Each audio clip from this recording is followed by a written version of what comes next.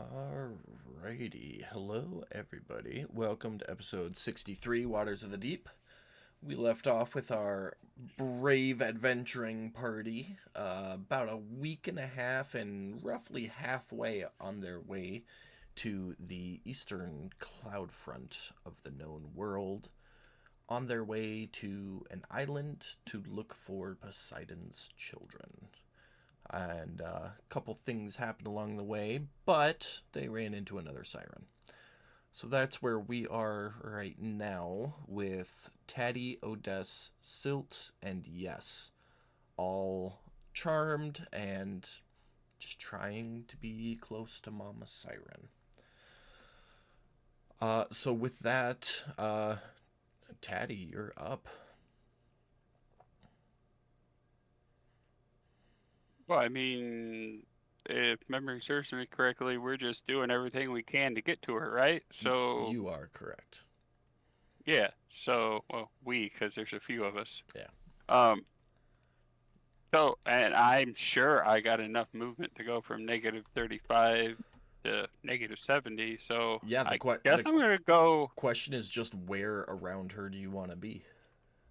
Oh, just straight up front.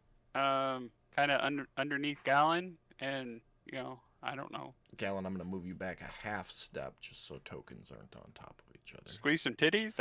I don't know. What do you do when you get to a siren? That's a great question. I mean, you are entranced by her, so you can do whatever you want pretty much. I mean, it's Taddy, so yeah, I, that's what I'm gonna do. Reach out and honk honk. Taddy's grabbing some Oh, boobs. Got it. that's right. With her bow in her hand and Gallon in her crosshairs, she pays no attention to you as you honk honk. Okay. Well, I mean, I don't know what else I'd do, honestly. I mean, is there a chance for me to break the spell? Not currently. Okay. Well then, yeah, that's. Oh, maybe a little underwater drooling if that's a thing. I don't know. Yeah, I mean, it's hard to tell that you're drooling, but I would say it's a possibility. Daddy's been lonely for a while. What? And now I'm enticed by this female You creature. guys So, literally own a bathhouse, and Taddy's been lonely. yeah. I mean, you have been at sea for a week and a half, so. Um, Pan, we'll just do you and Sir Waddles next while we give Brad a couple extra seconds. I don't, I don't know. I don't know if there's any redheads that match Yas in that bathhouse. I'm just saying. Oh, I'm sure you could find one. You guys want to know the best part about my office? I get to sit here and watch all the people drive oh so slowly by our for sale sign and stop to scan the QR code on one of them. It's great. I love seeing all the traffic we're getting. Anyways, Nice. sorry, Jeremy, go ahead. Um, okay, so question about my gun. Mm-hmm. Since I am firing pure magic, is it affected by the resistance of the water? Magic will not be affected by the water. If it were a bullet, pay attention, Pamela. If it were a bullet, the effective range would be halved. Okay. Then, all right, I'm going at 70 foot down. Can I even see her? No, you can't, so shots will be at disadvantage. Hmm. And I will say, if you take a shot from where you are at disadvantage and you miss her, your roll will apply to everybody in the line of fire. So if it misses her, but it would have hit either Gallon, Odess, or Taddy, then the damage would be applied to them instead. Does that make sense?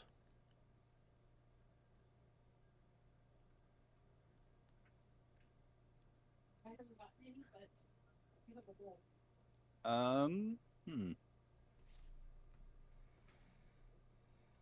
How close would I have to get to actually see her? Do I have any idea based on how dark the sea is? The sea's pretty dark. Make an insight check for me. Um, You have no clue. Alright. Fair enough. I take that back. You do have a clue, and it's closer than what you currently are. Because Pan has an answer for everything, so that's your answer. Sure. Okay. I am going to jump over to the side. Will I have enough movement to catch up to Sir Waddles before he makes his move to turn? See, Or his turn to move? don't have a swim speed. He's 10 feet down.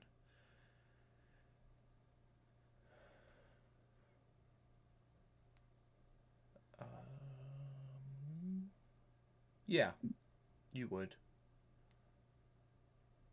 Okay, so I am basically going to move and mount him, Okay.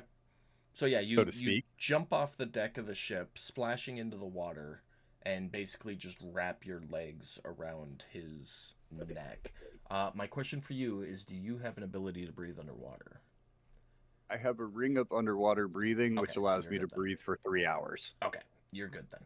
Just double checking to keep track of.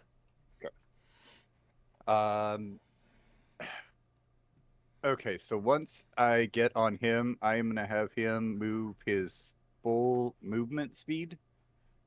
Which is 40, correct? Yep. Yes.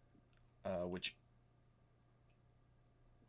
yeah, flippers will work for swim speed. We declared that last week. So, where would you want him to go?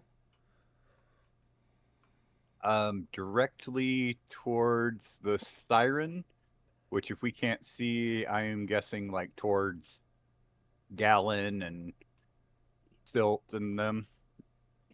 Is it everybody can still hear the siren, right? Just isn't entranced. Yeah, so the song Does that help? she stopped singing, but Oh, anybody okay. who was entranced is still entranced. Okay. So he can't help find her. Yeah.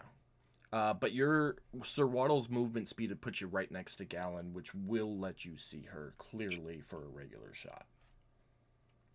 Okay, so I can take my attacks then? Yep. Okay.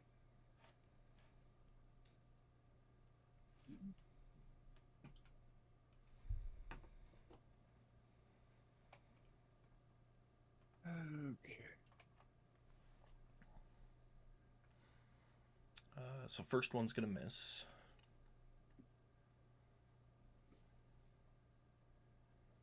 Two in a row. Both fives. Yep. Yeah, we're gonna change those dice here. It's funny, it was Brad last week. Now it's you. It's just like going through the Discord. Left or right. I'll be right back. All right. Would that be enough for more night? Do you have anything else, Pam? Nothing I can find. All right. Brad. Well, considering the fact that we're under the trance, and if I heard that correctly, we are moving to where she's at, and I can't really see because Sir Waddles is like right on me. You but are. I think I'm. You are right next to her. Well, all I can say is think of Lena. That would be happening right now. Just saying. Leave that up to everybody else's imagination. Okay. So do with that what you will.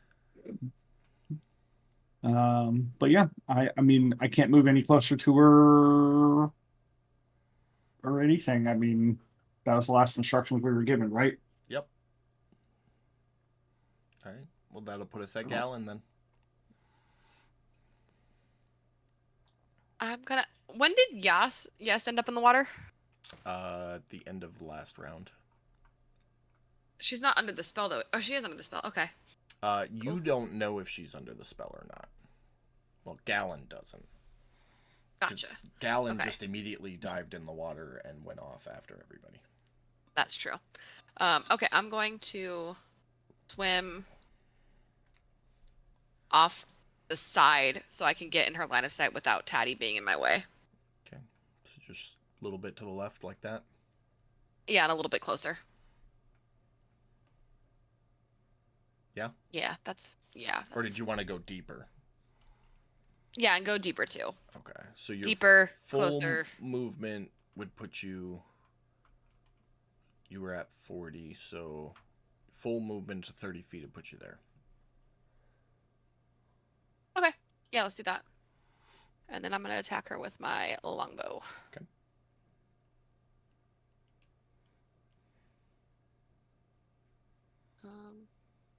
Make sure I'm not missing anything.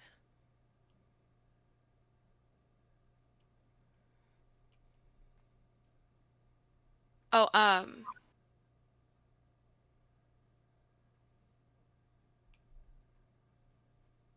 I am gonna use Dreadful Strike Okay. as well. But I can only use it on one, right? Correct. You can add it Okay, to so- one attack. Alright. Guess we have to see if we hit first. Let's go! That Yay! one will hit. I will do it on this one. Yep. So you can mark that off and add it. You didn't do Hunter's Oh, did I Mark, not? so- Oh, you no, you Oh, did. No, it's Dreadful Strike. I was saying you didn't do Hunter's Mark on her, so you don't get that. I'm going through your checklist to Oh, make yeah. sure we got Well, it I right. thought- Because for some Oh, I didn't realize reason- I still... Okay. That's fine. Okay, so I'm Okay. gonna So yeah, take your attack. roll damage.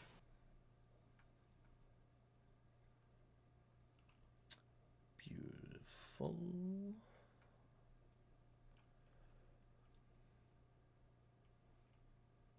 Right.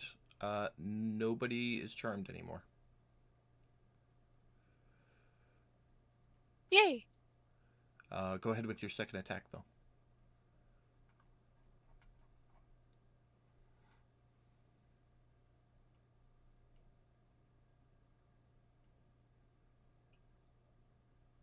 Oh, what? Okay, that's fine.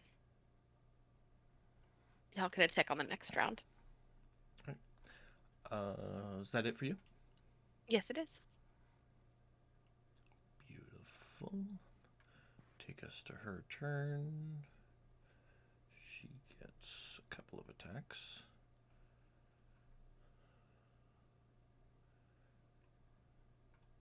Oh, that's perfect. As she pulls back her bow to take a shot, Gallon, you notice, because you and Pan would notice, because you two are paying attention, movement below her. And shooting up out of the depths comes a giant crocodile that just misses her. Alright.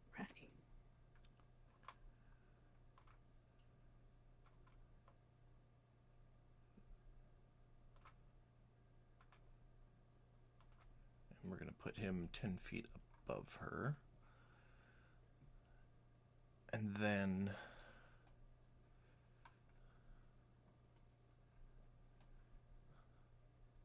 just a second here. That is with advantage. Two reef sharks also are right behind it. First one gets a chomp on her.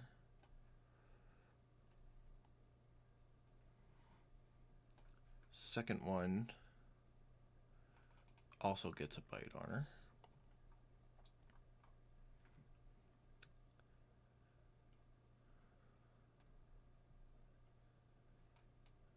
And then coming up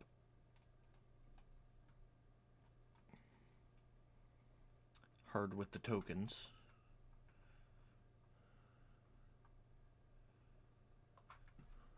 Just like that.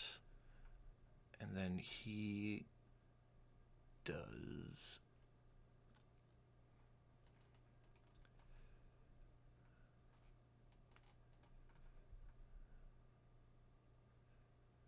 that and misses. Okay. So he came up with his tentacles to try and like push Taddy and Odess to the side, or like kind of like the fighter's bait and switch battle maneuver where you can swap places with another creature. Kind of tries to do that, but he didn't have the dexterity for it. So he was not actually No, attacking them? he wasn't trying to hit them. He was like trying to use his tentacles to grab them and move them. Yeah, okay. But now that they're not charmed, they were able to like kick their legs free. Like, the fuck, dude. Yeah, gotcha. And Silt, you're up. And just a reminder, you cannot breathe underwater currently. Right. This is your first round of that. So if you go one more Are- round after this without breathing, then you start to lose consciousness. So last round didn't count? Because I was underwater last round too. Last for round. most of it. So you got into the water last round. So from your last turn to this one is round 1. From this turn Okay. to your next turn is round 2. After Okay. that, you will lose consciousness and then start drowning. Question about this type of charm. Am I aware right now of what was going on, or was it kind of I find myself in this place that I don't know where I got I got here. You guys are aware of what happened. You were aware Okay. that you were enthralled by her and charmed to her. And this isn't your first time dealing with a siren, so you're Right. fully aware of what is going on right now. Okay, so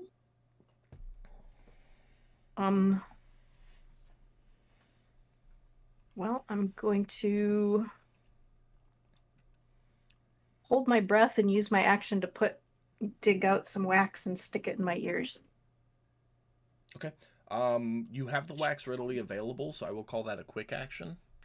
So it won't Okay. burn any of your economy.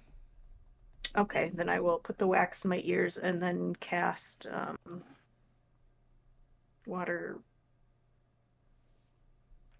breathing. Okay.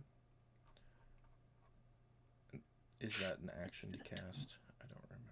It is, yes. It is. And it lasts 24 hours. Okay. 10 willing creatures.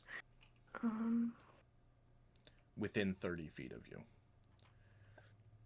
So I'd be aware everybody else is good, right?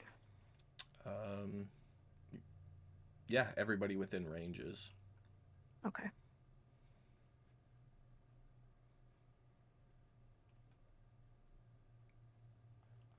And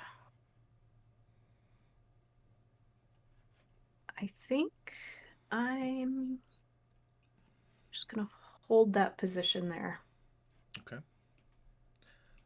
That will bring us to Pearl, who has one half of the sail raised, an athletics check to raise the other half, and at least slow the ship down. Okay.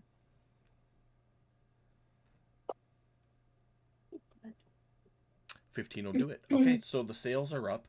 The ship is still moving a little bit. It's going to take a round for the momentum to stop, and then it'll drift from there. But it's not actively sailing, so it's not going anywhere too fast, at least. Okay.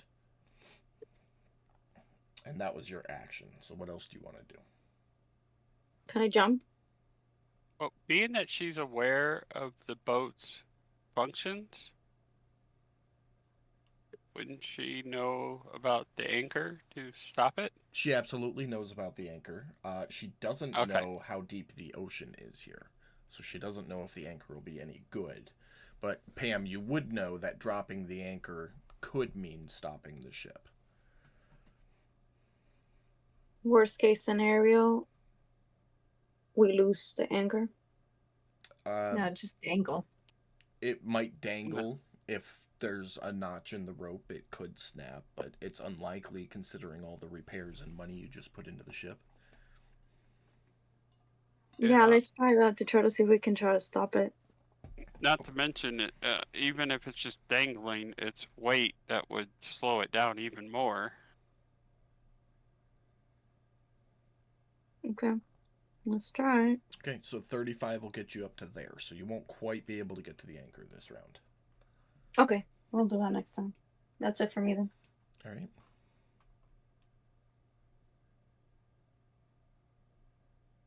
Yeah.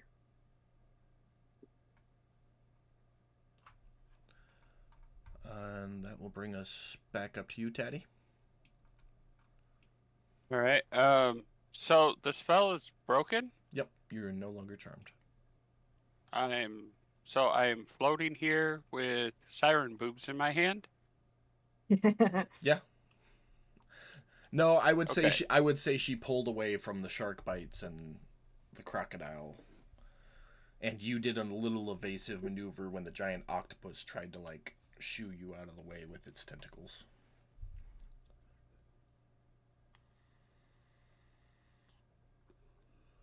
So, I will, knowing the situation, I'm gonna stab her. You crazy witch. And then, Okay. plunge a dagger in there. Yes, advantage. I'm at 70, she's at 70, Fish is at 70, he's friendly. He's neutral, but yes, she is Okay. very distracted right now, so advantage all around. Okay. No, that's the wrong one. I want this one. Those are hard to read.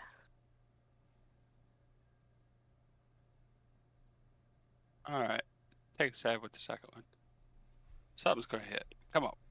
That'll crit. It's a crit. There you go. That's when you want it to crit. Alright. And yeah, we're giving her the full power of the sneak attack.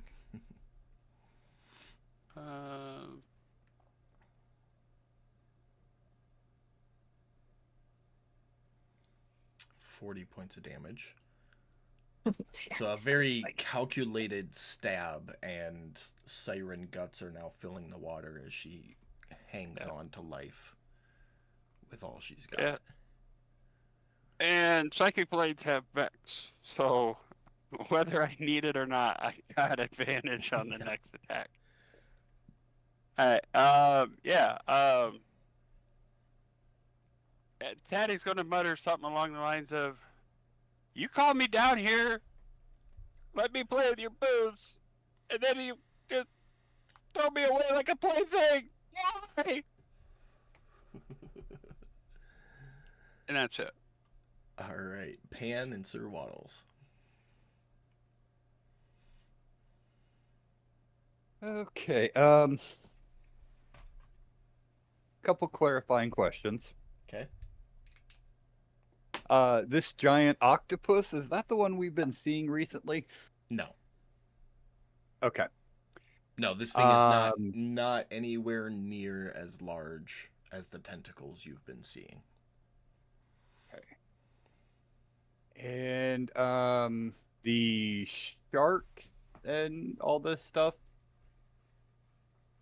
do they seem to be neutral or angry? They all went after the siren. Beyond that, you don't know. Okay. I did promise everyone calamari.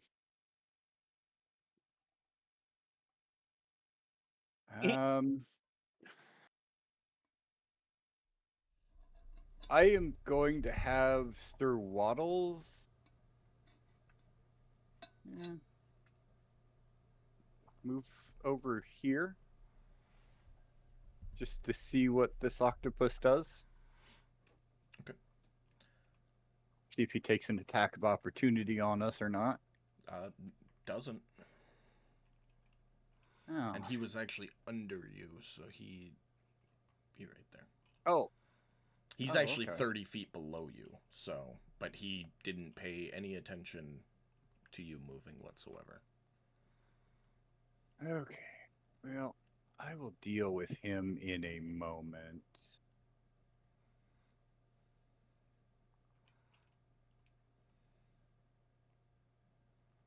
What in the fuck? Shots miss.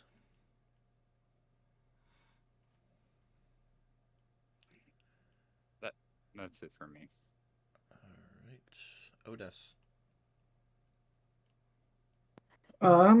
Well, considering the fact that he just came out and seeing this thing that he probably recognizes from the last time, I would say he would lash out with an attack with his trident. Okay. Okay.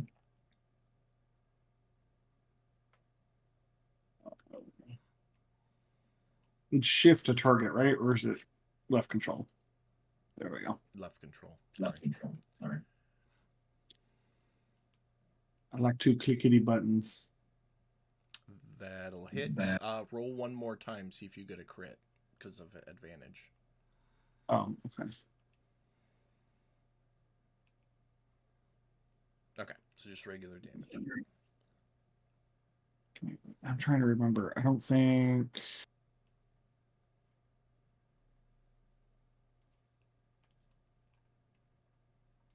Oh, okay. That does take effect now. I forgot I had that. Okay, so I'll roll damage and then there is 1d8 radiant damage that is also applied due to blessed strikes.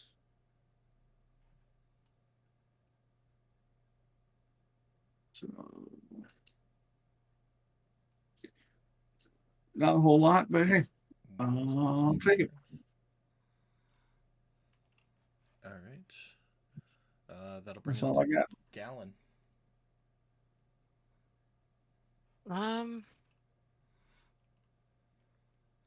How close am I to this giant crocodile? It's about 15 feet below you. Okay, so within shooting distance. Oh yeah, absolutely. If you want to. Yeah. We know how this goes. Shoot the giant crocodile. Yeah, let's not piss off the big guys. Well, I just I don't. What was that Obviously- girl's name, Katie? Who shot that crocodile?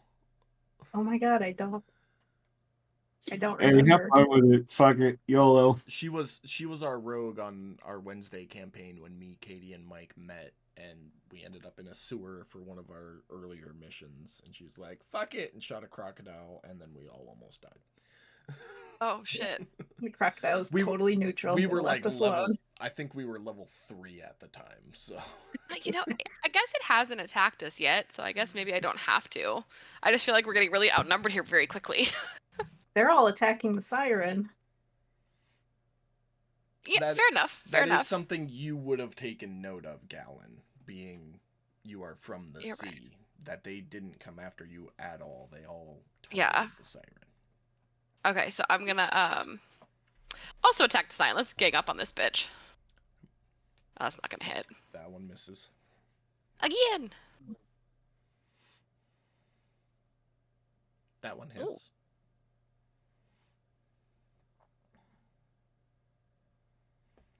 Beautiful.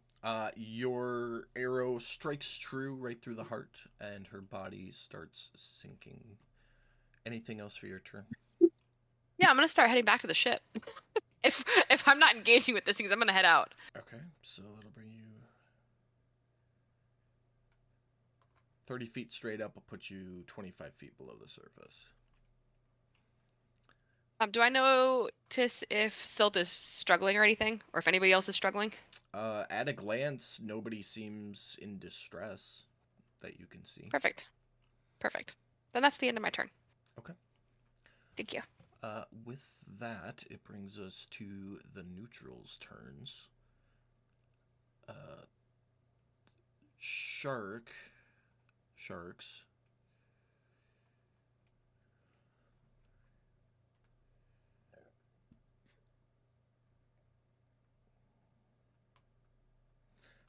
Both start V-lining for the ship. If anybody wants to take attack of opportunities on them, they can. The Negative on my end. giant crocodile grabs the siren in its mouth and then does the same.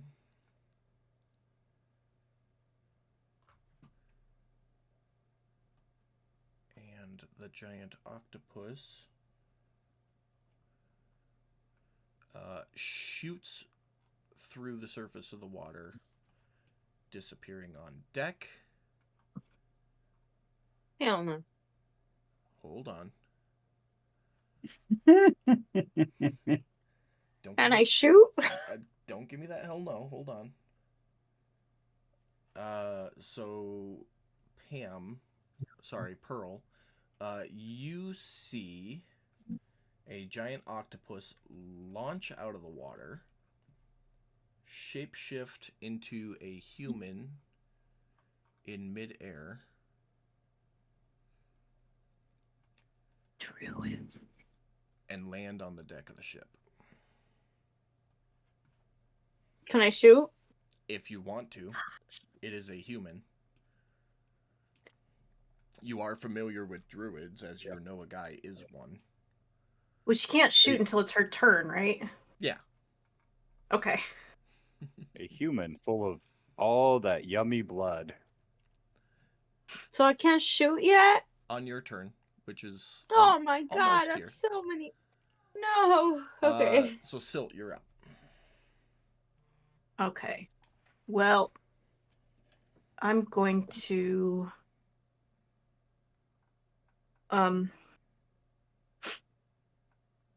if I use dash, how far does that get me? Because if fly is halved in the water, that's 30 feet. So fly's 60, so you're quote unquote, well, we had an argument about it last week and I don't remember what the outcome was.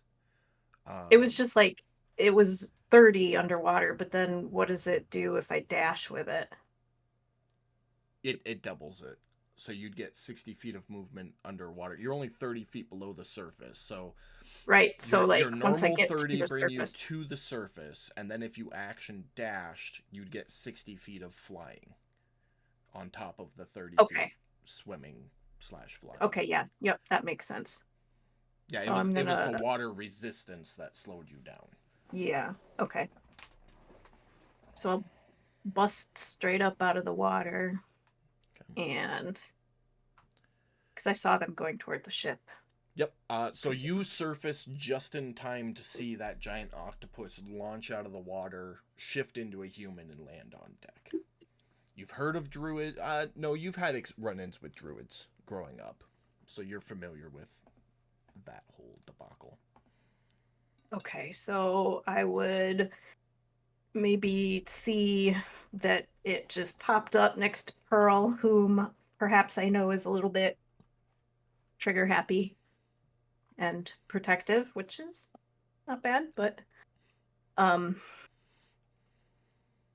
would fly I can get way over here. I'd fly over here and sit down and say, I'd tell Pearl, druids, they seem friendly.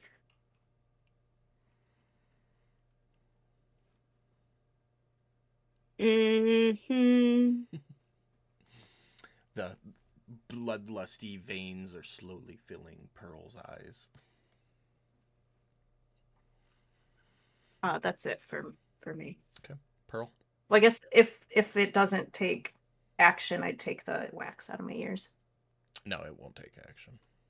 Okay, stash that back in my pouch. Okay. Pearl. As I hear still saying druids are friendly, kind of like don't kill him yet, or did she say that not out loud? She no, I said it out loud she landed to on the you. deck of the ship. Okay, so I'm She gonna made look at eye you and just contact and said, "Don't shoot." okay. Okay, so I'm just gonna do like tilt. Okay. So and I'm going to aim to move here to my left anchor. Let's try to do this. Drop it down.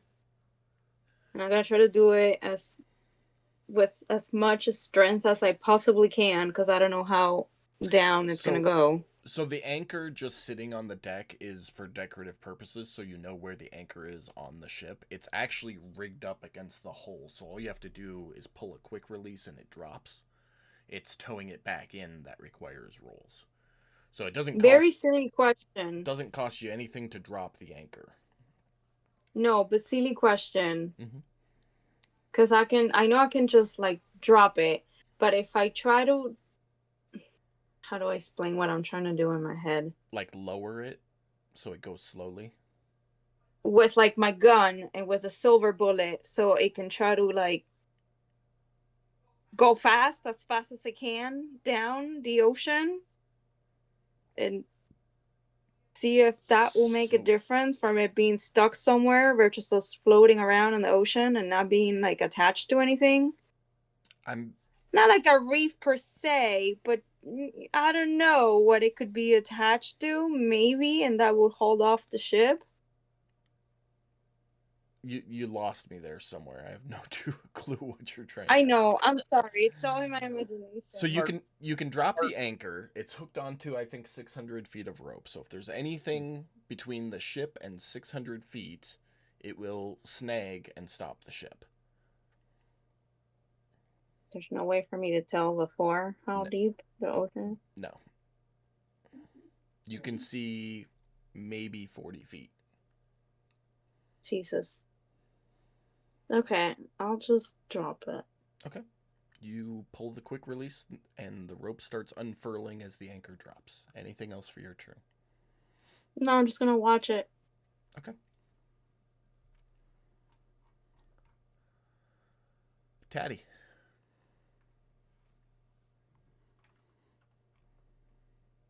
Wait, how many turns do I know if it stopped the ship or not? You'll find out. Oh boy. Okay. God. I'm gonna take You notes so fucked I around. know how. Oh boy.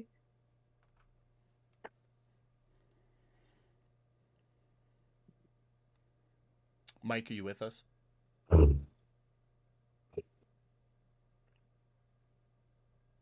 I think he said he had to step out, right? Okay. We'll come back to him. Jeremy. Pearl trying to mark the water with a Sharpie just to see if it keeps moving or not, if it stays in the same place.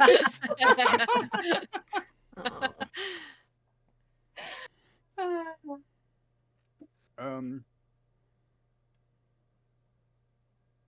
I'm just gonna, I guess, have Sir Waddles dash back up to the surface.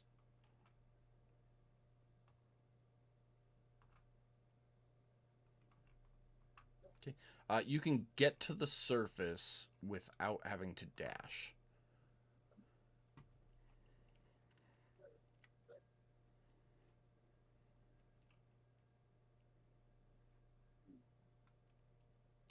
If you want him to dash to get back onto the ship, that would be a thing. He won't. Yeah, let's. He needs assistance getting onto the ship. He can't climb, but he can get you over to the ship. Yeah, I'll have him do that. Okay.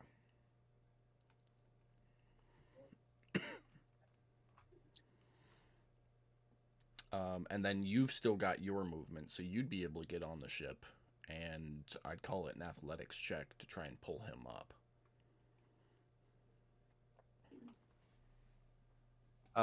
Is there like a rope ladder or anything on the side of the ship I can move towards to climb up? You guys don't have any ladders. Nobody ever made any. Right. Well, we're fucking installing ladders next stop. Can we make a ladder out of rope that we have? Yeah, just Or lumber that we have? takes a little time, and yeah, you absolutely can though. Just nobody's done it. Well, I mean, I can fly, so Up to this point, everybody's been tall enough to just get in the ship. So. yeah. Right. Aw, Pan, I'm sorry. We weren't thinking Nine's about you. Nine's not gonna do it, unfortunately. I look like a kid trying to scrabble up his high chair. Where the fuck is Yes going? Well, no, you get into the ship just fine. You just can't heave him with you. Oh, that's what the athletics roll Yeah, was for. yeah. No, that was to pull the, slightly larger than Oh. gnome-sized robot into the ship with you. Sorry, I'm back. Oh. It's all good. Okay, that makes sense. And that was your action. Anything else for you? I'm gonna look to everybody else on the ship and be like, could I get a hand? Uppies. All right. Taddy, we'll circle back to you then. Okay. Yeah, if nothing's going on, I'll use my action and my bonus action to boost my speed and 120 feet towards the boat. All right. So that'll put you 70, 80, 90, 100 will put you right there. 20 feet, move wherever you want.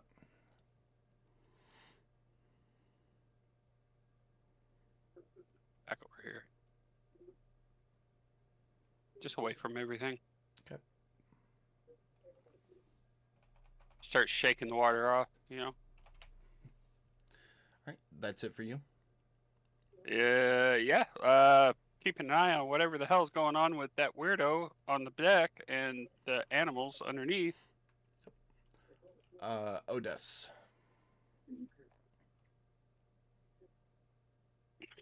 All right, so I guess I'm the only one that's still out there. Galen's Galen's still out about there. 25, 30 feet away from you. I guess I would use my dash action to. Wait. Let me see here. And your boots are Move clicked. Yeah, does that apply underwater for swim speed? Because I think in the past we've only counted it as a walking speed. The boots should say what type of speeds it covers. I'm pretty sure it's just a walking speed. It does While you're specifically checking say on that- walking boots. So yeah, I think you did. I think we retconned that you didn't click them. So you're just regular speed. A quick side question, real quick. Mhm. Why does Yaz say negative 200? She's probably drowning. Those questions are above table. So. Oh, I thought maybe I missed something. Nope. That's all. No, you didn't miss anything. Taddy missed a few things. But Yeah. you didn't. Well, Taddy was Okay. underwater. Makes sense. Wait, boobies! Yes! So Mhm. Odess, you with a So- dash, you'll have 60 feet swim speed. I would retcon though, he does have his boots clicked because that's how he got off the boat so fast. That is true. Yes. Launched. So I would, But it considering the doesn't fact that I'm affect- in the water at the moment, I would probably click them off. Mm-hmm. And then I know that was an above table thing with Yas. I wouldn't have noticed her, right? If you tell me no, then I'm going straight for the boat. Right now, she is too far away for you to even see her. Assuming that you would look around and, because you did say who else is in the water with me, so I assumed you'd look around. She's too far for you to see. You would see yourself, Galen, and Okay. just barely make out the shapes of the 3 aquatic animals in the water next to the ship.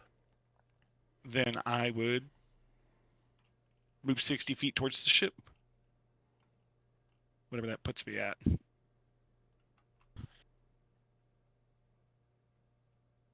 And then I will, because that was my dash action. Mhm. Yeah, I think that's about all I have. Okay. At the moment. So yeah, that'd Gala? be my turn. Hold on one second. Let me yell at her because we just got our food here. Give us a second.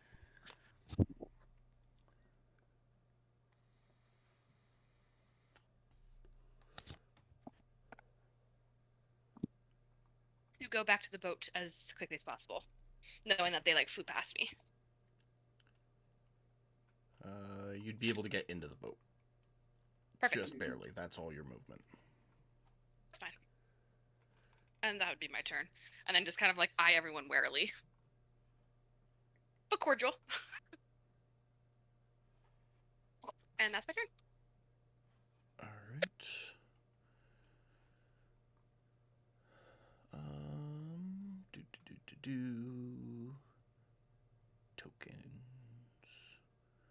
Tokens. Oh, not that. The sharks jump out of the water.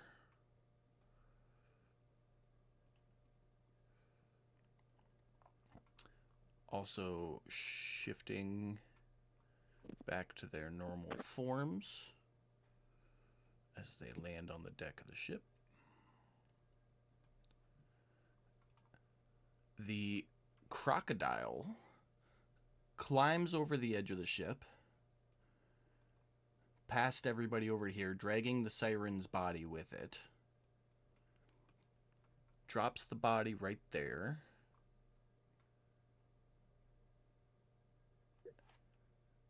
And then reverts to his turtle self.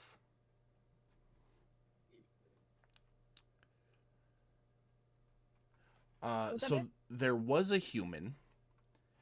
That was the first druid that popped up there.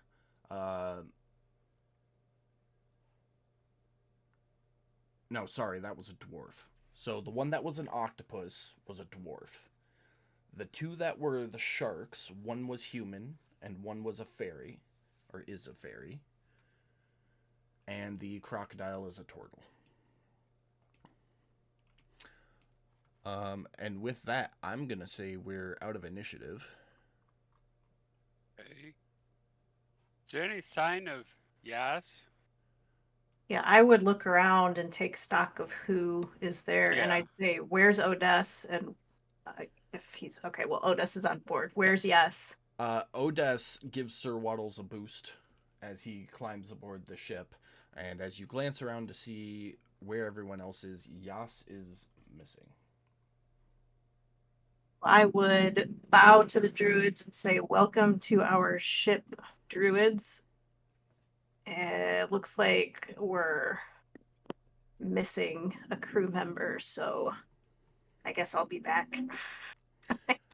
Fucking dive back into the water. The turtle Well- whistles, and one of the druids jumps into the water, disappearing. So Into that the happens depths. before I'm able to get off of the. Like as soon as you say one of our people are still missing, he whistles and the druid dives overboard. Okay, then I would sort of stop halfway and assume that was friendly. He will step forward though. His face showing clear signs of age and wisdom from his years at sea.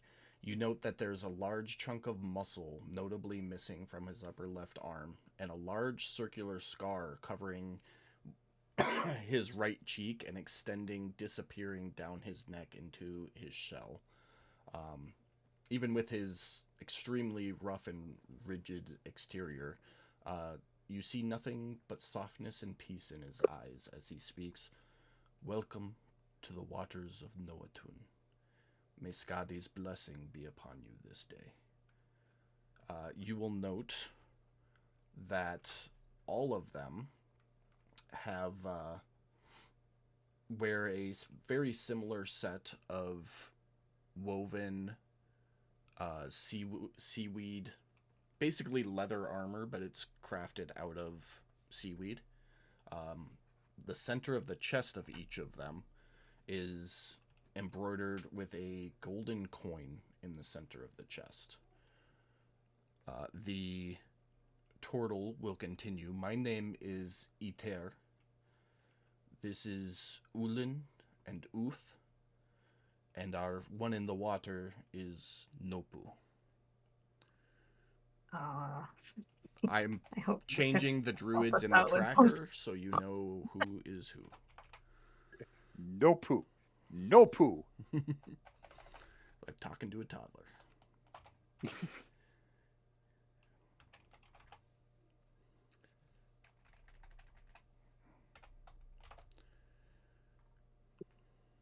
So Pan will pull out the peace pipe like his dad taught him to do whenever he ran into druids. Ah, much thanks, but no thank you, little one.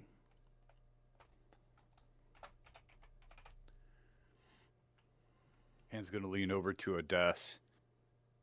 Dad said druids couldn't turn this down.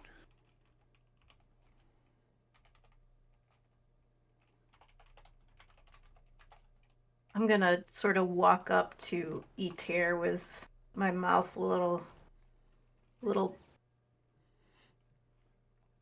bit half open, sort of. Probably nobody has seen me like this before. Maybe a little bit awestruck or amazed.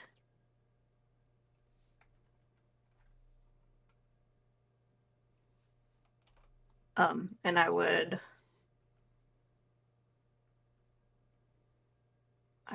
stumble something out like, welcome, make yourselves at home, or our ship is open to you with our friendship. Thank you, kind one. May Skadi's blessing be upon you this day. How do you spell that? I'm already on it. Okay. Skadi. Okay, because I definitely wrote down Scotty, like, beam me up, Scotty. Scotty doesn't know. Norse goddess, if I remember correctly. Sort of. Maybe not here, but above table. So, what brings you to these waters? This is a dangerous place to be.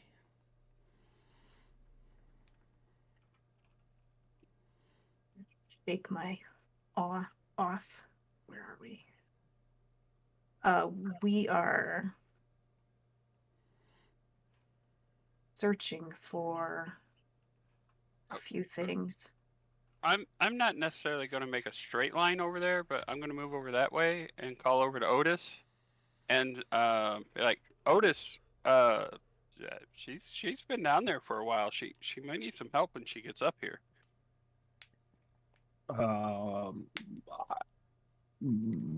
Yeah. See what she's like when she gets up here. I mean, Okay. And with that, I'm just going to kind of watch for Yaz to come up, but I got to step outside for a minute. Okay. So, You were saying, Sil? I would say giant creatures in the eastern storm wall and a psychic creature that controls others with a mind void to the north, and what are they called? What are the flying things called? The Abishai?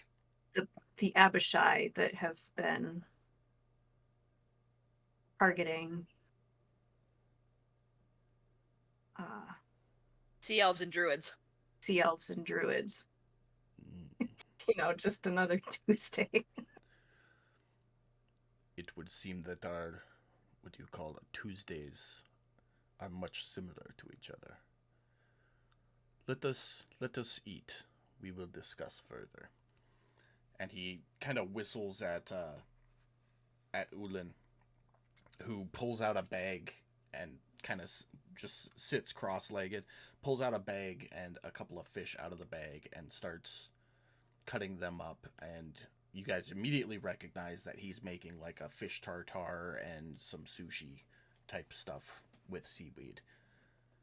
And he's preparing enough for a large amount of people. A moment I later... prefer spicy shrimp. A moment later, Nupu surfaces with Yes, who is seemingly unconscious. But this little ferry drags Yes back aboard the ship. Leans in once close, listens, watches, looks up at Odess and Tadings. She is breathing. And then walks over, sits down, and helps Ulin preparing food. I guess I would go attend to Yas. You walk over. You can clearly tell immediately that she is breathing and just unconscious in this moment. I would say, I guess with that, then I would pick up Yas and I guess take her down below to where the hold is at, so we can kind of tend to her. Okay. Yes. Are you going to stay down there and tend to her, or are you just going to put her there to rest for the time being? Considering the fact that nobody's throwing blows at the moment and they're cooking, I'm probably going to stay down there with her and do what I need to do. Yeah, go ahead and make a Medically. medicine check as you give her an evaluation. All right.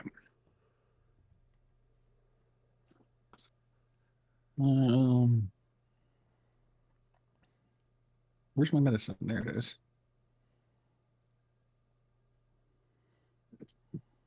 Of course, the one thing I'm fucking proficient in, and these guys hate me. Yeah, you don't find anything wrong with her. She's breathing, maybe a little warm to the touch, but she was just in the water for an extended period of time, so it's likely just her body compensating for heat loss. You don't find anything wrong with her? You don't think of anything you could do that could help her? I mean, she's probably soaking wet, right? Oh, yeah. I'm assuming. So with that being said, I would probably go upstairs and see if I can find one of the girls and ask them to go get her into dry clothes.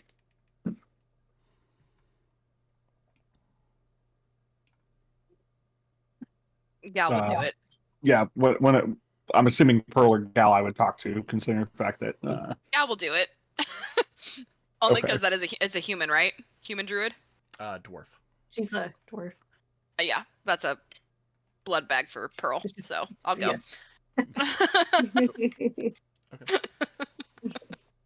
I don't know what that mark is. You get her changed I'm not- into dry clothes and wrap her up nice and warm. She's still unconscious when you finish. Anything else you want to do with her, Galen? Sorry, you said I wrapped her up when she was finished? Yeah. Yeah, I want to make sure she's gonna get warm but not too warm, so like I don't know, some lighter blanket. Okay. And then just kind of come back and I'll come back and check on her. Okay. Sounds good. It takes all of maybe 5 minutes for Ulin and Nupu to create a smorgasbord feast of aquatic variety. Y'all kind of watch in awe and wonder at how quickly and efficiently they can prepare food. And you note that the last thing they do is pull out a little like basket weaved bowl to place in the center of this smorgasbord, and then they cut open the siren and pull out all of her eggs, her caviar, and place it in the dish. And then kind of put it in the center of the deck and circle up.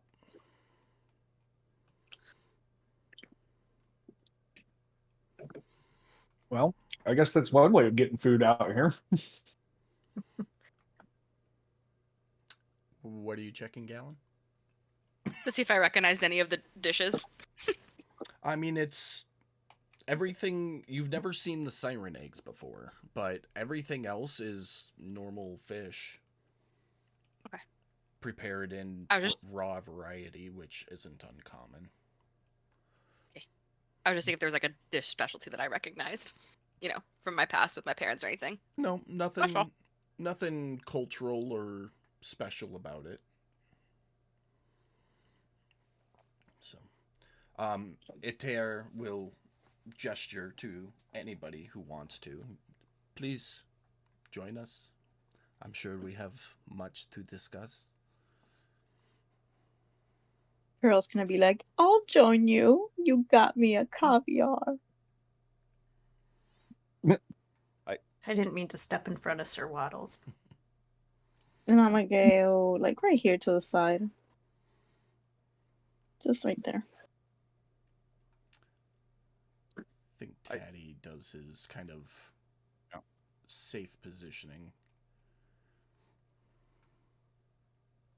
I kind of feel like Pan would have been like standing directly behind them with a notepad as they were making this stuff. Oh, my heart. Like, Okay. oh, and that's okay. And then I never would have thought to cut them like that. Just all sorts worked up. Okay. So you can add to your cookbook basically any variety of sushi, sashimi, whatever, as well as caviar and fish tartars. If you're keeping a cookbook. Alright. I don't know Yeah. if you are or not. All right, guys. All we need now is to find some pigs that can find truffles. I will rock your world. What's a pig? I was going to say, everybody should be asking the same question right now. We never seen a pig? Nope. What's a pig? We technically still haven't even seen a goat, even though you drink its blood. Oh, we associate it with it. Yeah. Technically, a pig is just bacon seed. What's bacon? It is one of the most tasty things on earth. Bacon. It's bacon. Uh, Never mind. Odess, are you circling or are you staying back? Yeah. I would probably circle up with them, have dinner, and I would say like at certain points probably go down and check on Yas. Yeah, I'd say between you and Gallon, you go, every 15 minutes or so to check on Yes, and there's no change to her situation. Okay. So you all sit. Iter offers you to eat first, as they prepared it for you. But he speaks as you eat, if you choose to or not. If you do, then you've met your food requirements for the day. If not, you'll have to eat a ration.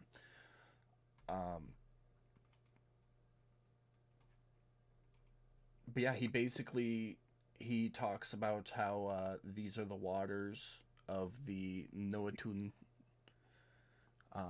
His druidic tribe lies in the area. Never in the same spot for very long, as their city was overran by Abishai not long ago, where the majority of their druids were slaughtered. What remains are basically the warrior sect of their group, and they circulate the area, doing their best to maintain nature's balance while preventing further slaughter from the Abishai.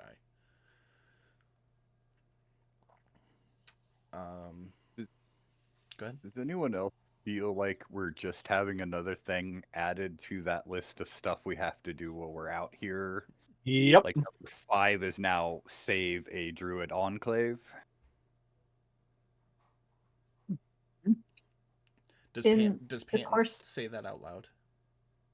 Yes. Iter, in response to that, well, no, little one. We do not seek help. We do not want help. We are of nature, and part of nature is its destruction. But at the same time, we are living things, and it is of our nature to not want to be destroyed. But if it is to come, it will happen, and we will accept it. You do not need to worry about us. Okay, but see, I promised my sister Gal that we were going to destroy the Blue Abishai as a species.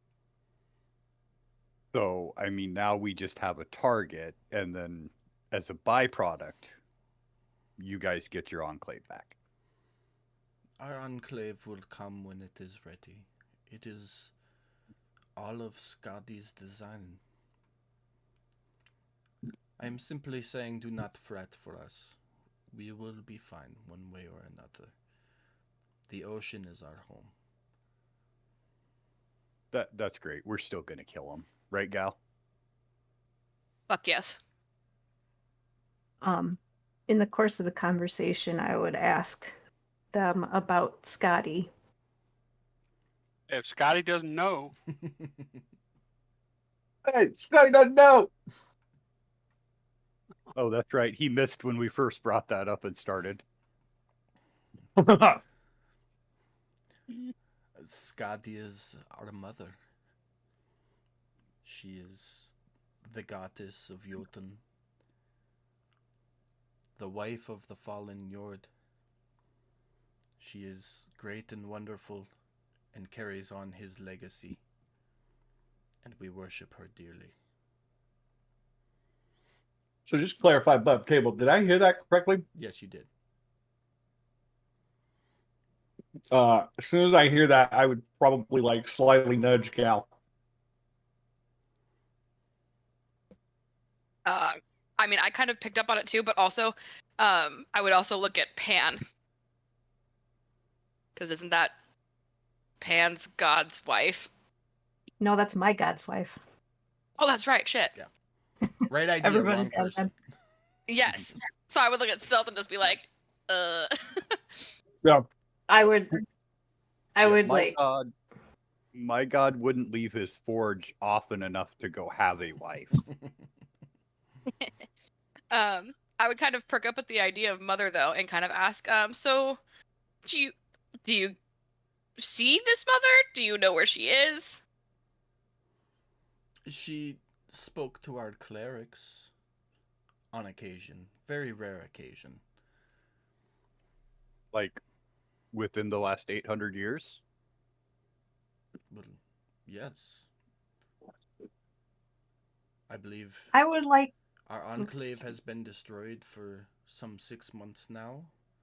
We had a great famine maybe 6-7 years ago, and Skadi spoke to our priestess and guided us to find new hunting lands.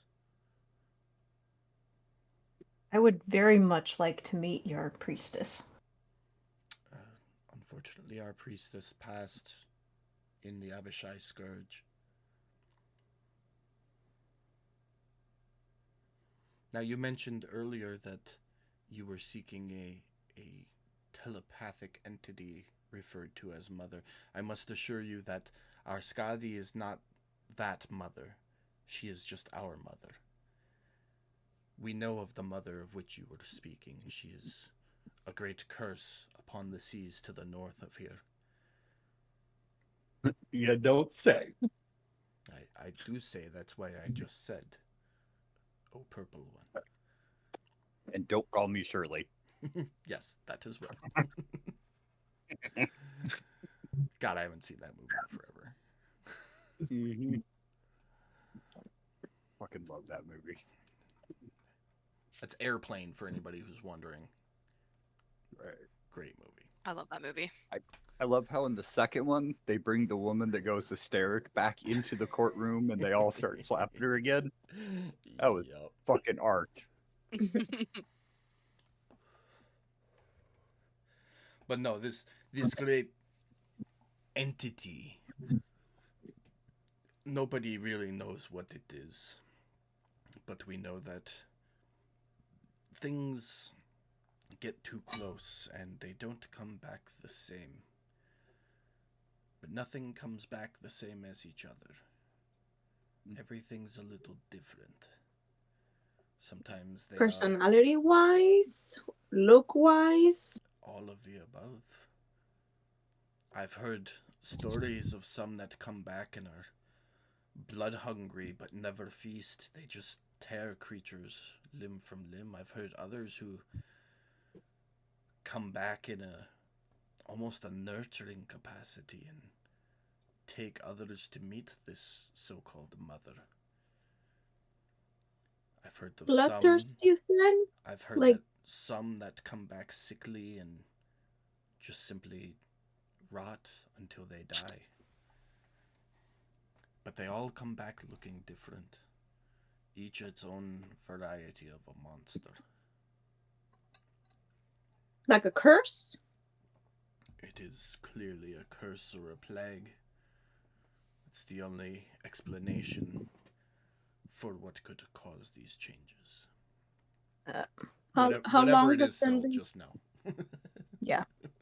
Whatever it is. How, I'm, how I'm long guessing has it would this be history. been For happening for? Hold on one second, Pam. What was... To see, since I have a list of what the possible monsters could be, to see if those victim symptoms match any of the monsters on the list. They don't. But he does clarify that his list is word of mouth and not necessarily accurate or all-inclusive. Okay. It's not like he's reading off a scientific report. It's like words of passerby. Okay. What was your question, Pam? Sorry.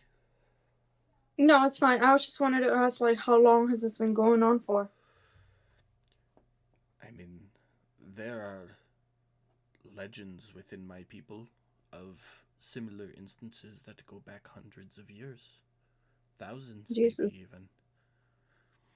We don't know if Okay.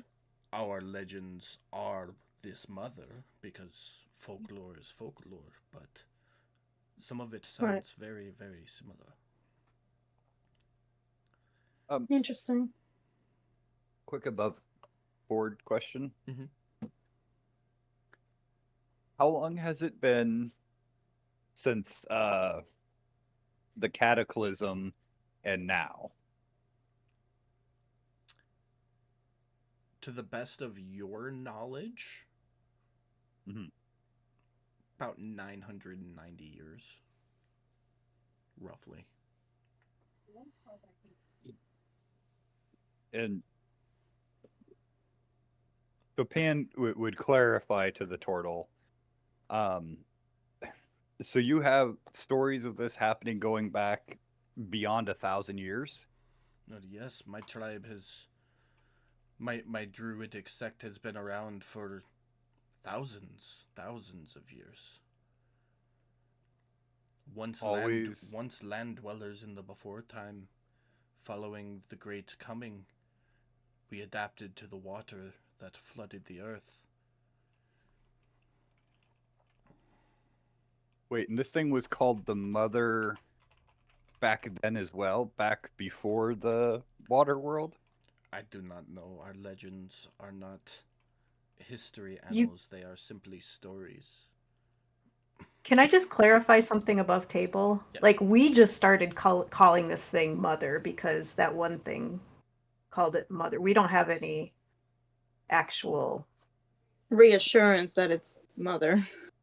Yeah, that's just the He name we kind started of did calling it. just confirm that something else has referred to it as mother, though. Okay. That's what I was thinking. Like, this is non-biased confirmation. Yeah.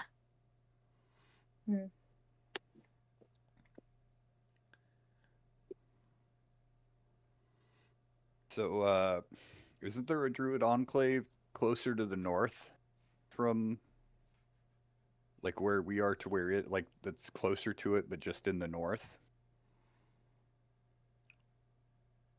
No, we are the closest enclave. The only other enclave I know of is far to the west and north. Okay, I guess I was thinking it wasn't quite so westwardly. No, there are lots of pirates to the north of us. I know the deep sea elves live in their fortress and they are somewhat protected. But any farther north it is rough for the druids. Hmm.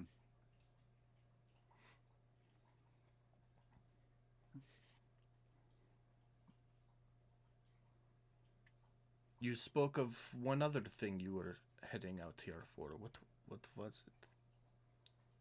Ah, yes. gigantic one-eyed creatures in the eastern storm wall. His Aren't they the face kind sun of that puts- goes solemn. He goes, "You seek Jotunheim, the land of the giants." I'm gonna look at Odess. Just gonna get a shrug back from me. What And you I'll know is look- what I know. I'll look back and say, I hear that they can be powerful allies. I know not of this. None of me or my kin were alive the last time one ventured to Jotunheim. But our legends say it is an accursed land. Dark and dreary, affecting all who step foot on it. Home to the giants and the giant creatures that haunt it.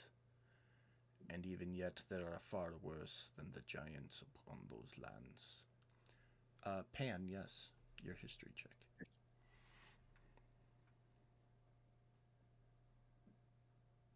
What was your history check for, Jeremy?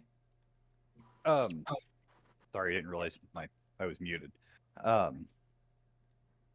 Basically, since he said that Mother had been around since before the flooding, I was doing a history check to see if I remembered any stories about something like that from the before. No. Nothing specific. I mean, you remember a lot of stories of a lot of bad creatures that were roaming the lands in the before, but nothing sticks out. Okay. I didn't think so, but I thought it might be worth it. Yeah, always This worth a turns shot. out to be a half spider bitch. I'm gonna flip the lid. I'm just saying. Water spider now. No, we finally killed her. So yeah, No, we ate her and strapped her body and used it to make weapons. I don't remember that part, but I do remember you Yeah, I killing don't- her. And I that don't was remember that where part either. and that was where Miss Holly got the book that branded her. So the book was in a pile of rubble. I remember that specifically. Yeah, because it was in the Werebear's cavern Mm-hmm. or the Were Oh. Critter's cavern. No, you definitely like, you we definitely dismembered her. killed and dismembered her, but I don't remember you eating her or using her body as weapons. Well, I don't want to off track us too much. I just Anyways. wanted to throw that out there as a side note that if this turns out to be a spider bitch, I will flip my lid. Just Maybe it's gonna be Put it out 100 there. tiny spider bitches because you didn't kill the nest. Uh, oh, oh good God. no. Maybe we'll see. Maybe. But he would continue with his people's folklore of Jotunheim, in that the last of us who ventured there sought the wisdom of the sea. Atop the most east or most westerly mountain lies a temple where one can go to bathe in the waters and receive wisdom of the ocean. When he returned, he was different, crazed, maddened, his eyes filled with black shadow. He sought to rampage and to destroy everything we knew and everything we were. And unfortunately, we had to kill him. The man who left on that journey did not return himself. Wait, above table, can you clarify? You said western?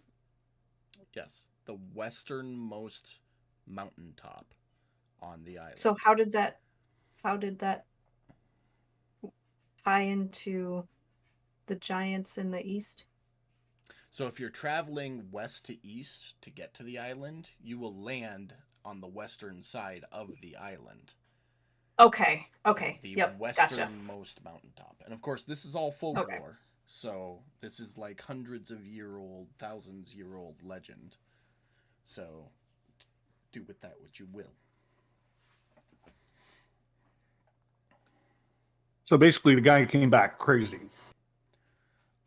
Is what you're saying? I wouldn't even say that he was crazy. He wasn't him. It was as if something had taken control of him. Well, that sounds an awful like a little something that we know.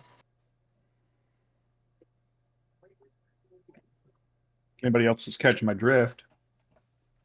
Little something, something. Kind of sounds like Mother. Good. What do you know about the big guys? I know that they stand 3-4 times the size of a normal human. I know that they are strong, but smart. They know how to... You said strong but smart? Yes, strong but smart. They know how to manipulate nature into devices for them. They are crafty and engineering, I believe is the word. And starts to shake slightly.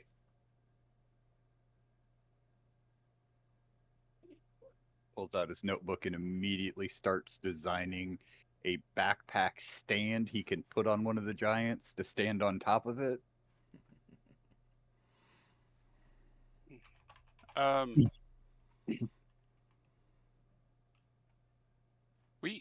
We used handles for the wax the last time to plug our ears, right? I believe so. Silt did. Yeah. You guys should still have your little wax balls if you didn't throw them away. Those of you who... I might have mine. I don't see them in my inventory. Knowing me, I may have gave them back. I definitely gave mine back to you.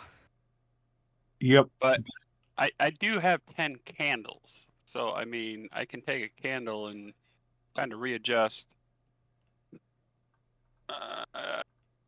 warm it up a little bit, shape it up, whatever, you know? Mm-hmm.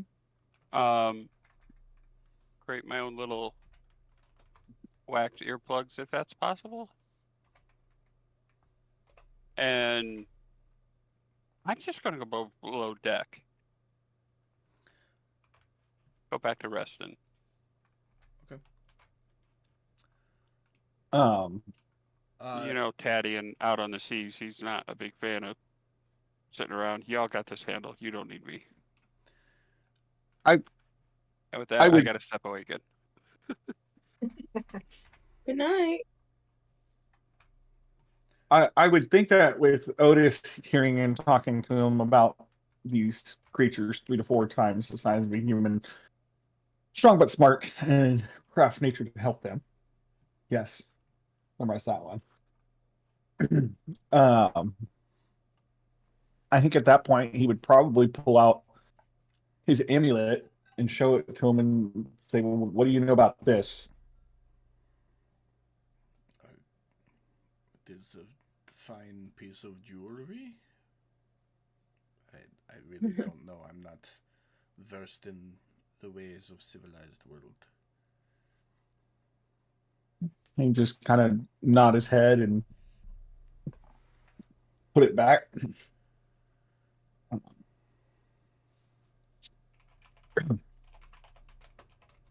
Yeah, I mean, I can't. Is there anything that you can think of that would help us during our journey in your folklore? The best thing you could do to help yourself, if you're going to all of these places, would be to turn around and forget about them. If any of the folklore is true, you are putting yourself in grave, grave danger. Yeah, well, we kind of can't do that. Let's just assume the utmost caution.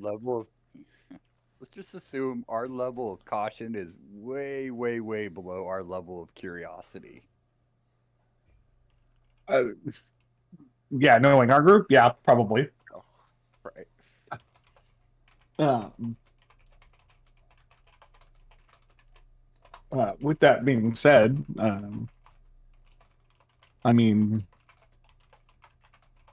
at that point, Otis isn't going to hide it anymore. He would say, I will heed your warning, but Poseidon calls me to go eastward, therefore I must go eastward." You must do Still, as it would have been. you must, but please use the utmost caution.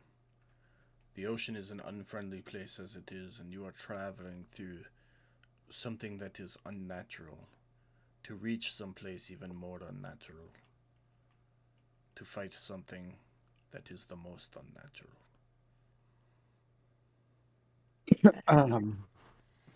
Otis would kind of rub a couple of the scars on his hands and say, "Well, I'm not exactly the most natural either, so Yes, who knows? Maybe I'll fit in." I've noticed your abnormalities. Yeah, you ain't the only one, bub. But neither here nor there. I mean, that's all I got. I don't. Is there anything else that I can do to make your stay hospitable? No, we will not be staying. As soon as our meal and conversation has ended, we must go. But thank you for your courtesy. It will not be forgotten amongst the seafarer. Oh, I know how, and it would be like a damn dog. Sorry, she's blind and can't see anything, so she's tripping over everything by my desk right now. um, Aw. but I would turn back to him because Otis would be like getting up to like go downstairs and do his check at this point, and probably go back to working on his shield kind of thing. But he would turn around and he'd look at I believe it's the turtle that was talking, correct? Yes. And he would say, in all the adventures that I've been on so far, everything kind of has something that they don't like or a weakness per se. Anything you might know about that? What are you gesturing to? Like, as in, he's continuing the conversation of what he previously mentioned with he's inferring about the giants that he was just talking about.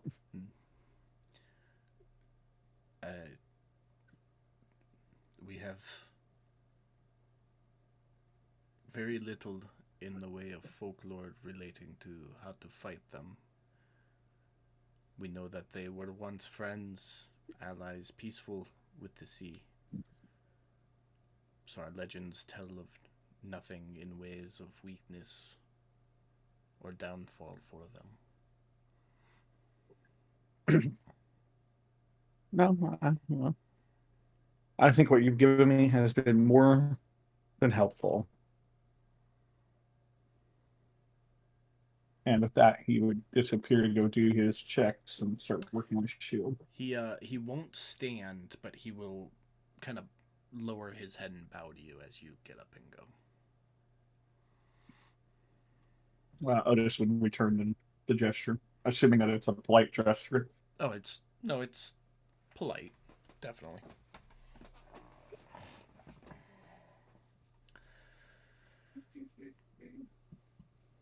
All right, so you go below deck.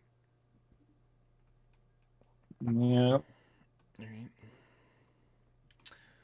right. Itear would continue. Any other questions I can answer about the sea? About anything that may help you along your journey? Have you happened to notice a gigantic, like, red and black octopus around here lately? Of course, it is not an octopus, though, little one. What is it? It is a kraken. You're in their waters. You're sailing straight through the northern half of their breeding grounds, and it is the end of breeding season. Aw, we'll have to send a congratulations when we see it again. Yeah, I would not get close. They are very, very defensive creatures. Best to just, if you see one, go the long way around it.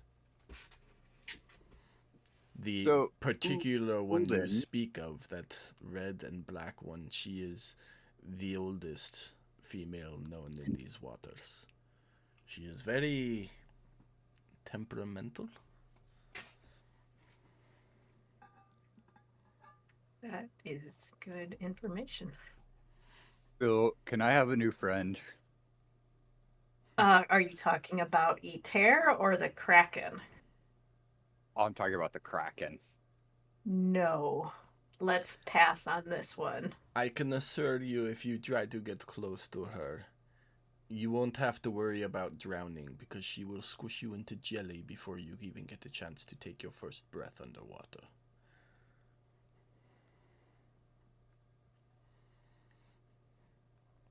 Some things are better left as they are. She's probably the oldest Kraken in the water for a reason. Dude, you don't have to sell me on her. I'm already in love. They're sitting right above the grate, Oda, so you can hear the entire conversation. You would definitely hear from Otis. No, Pan, leave it alone.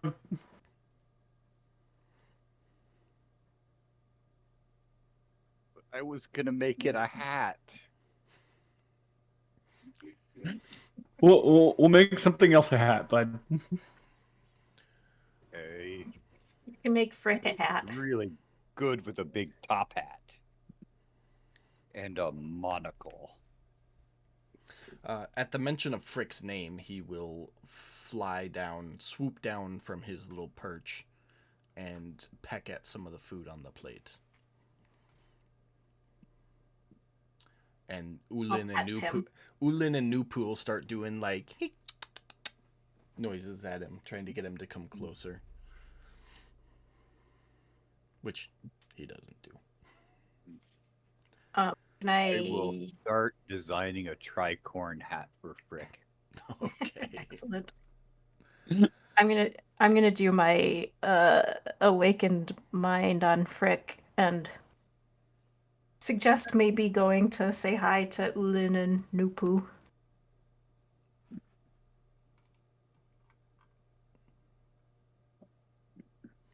Okay. Butter them up. Give me all their culinary secrets.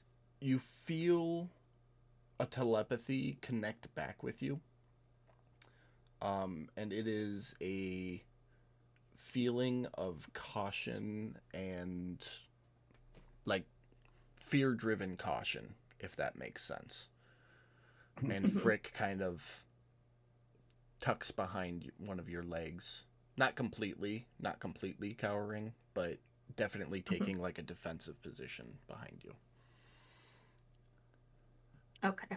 I would give back, like a feeling of trust and friendship, but I would turn to Ullin and Nupu and say, he's pretty shy. Nupu will speak up in his little high-pitched fairy voice, and that's fine. We understand. We're familiar with them. And he will just toss a piece of meat, not at Frick, but close enough for Frick to get it. And Frick will cautiously extend his neck out from next to you to take it, and then lay down next to you and eat it.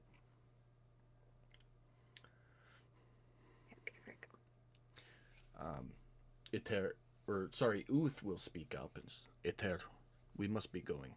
We've been gone too long. The rest will worry. Yes, of course. Is there any other questions I might answer for you quickly? We must be on our way, unfortunately. When was the last time you saw Blue Avishai? We saw a small group, 4 or 5, maybe a month ago. They were flying west over our waters.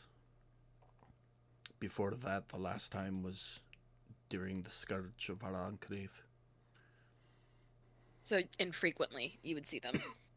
There's no pattern or schedule to it.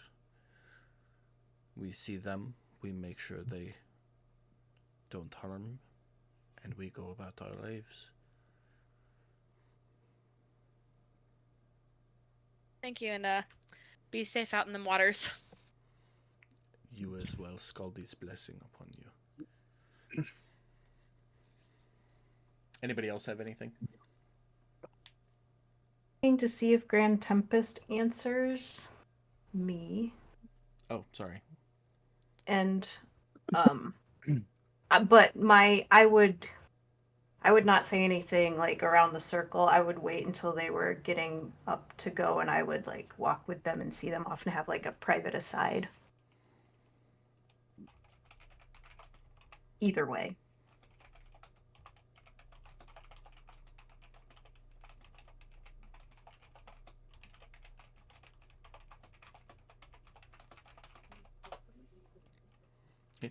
If nobody has any other questions, the 4 druids will stand. Galen, before you walk away, Aether will speak to you. Sea Elf, apologies, we never got your names. This was your kill, and we harvested without permission for the dinner that we all shared, but we were wondering if we could trade you for the body, as he gestures to the siren. Yeah, what would you like to trade? We have some simple healing potions, if those would be of interest to you. Yeah, fantastic. Could always use them. It's not much, I believe we have 3. He looks over at Uth, and Uth nods his head. He goes, yes, we have 3. I understand it's not much, but you may return to our waters any time, and we will host you to make up the difference. Love that, and honestly, these are really great. You would be surprised at how much I need them. Wonderful. As I look around at my crew. So he will give you 3 healing potions, which... Lordy.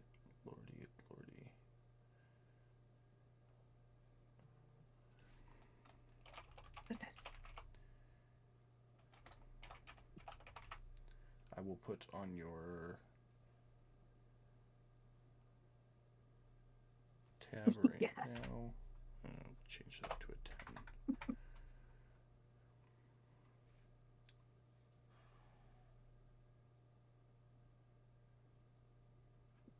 There you go. You got 3. Okay. And then I would say, thank you, Aether. I appreciate it, and I look forward to coming to visit you soon. We humbly await your visit. And he will gesture to Nopu and Ulin, who will collect the siren body and like drape it over the side of the ship, getting ready to go into the water. I'd get up and walk over there with the other 2 that are not quite as close, and I'd say, I hope that we can meet again very soon. You're always welcome aboard our ship. They each place a hand on one of your shoulders. Scaldy's blessing upon you. We hope to see you return safely from the east. I would bow, and I would say, and Scaldy's blessing upon you as well. Scaldy. Scaldy with an L? It's spelled Skadi, but it's Norse spelling, Okay, but so it's pronounced Skaldi. Okay, gotcha. They're gonna start like tying up the siren's body to make it easier to transport. Basically, they hog tie it with a loose lap of rope. Last call for alcohol. Anybody got anything else they want to ask before they dip?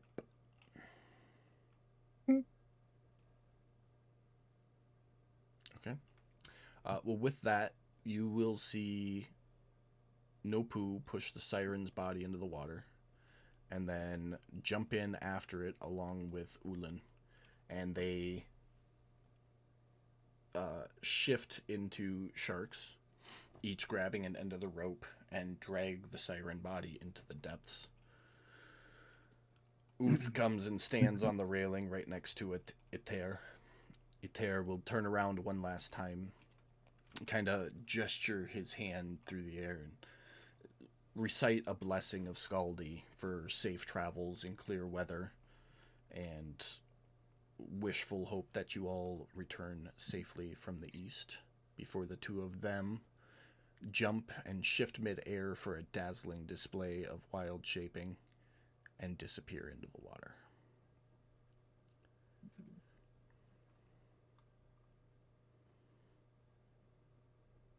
Well, that I was would- nuts. I would wait a little bit and then I'd look at everybody on board and I would say to everybody, those are very good friends. It's important that we never show them ill will. Yeah, good peeps. If Otis hears that, you would get a response of "You don't say." And I would call back down, not annoyed or mad, but jokingly sarcastic. Yeah, I do.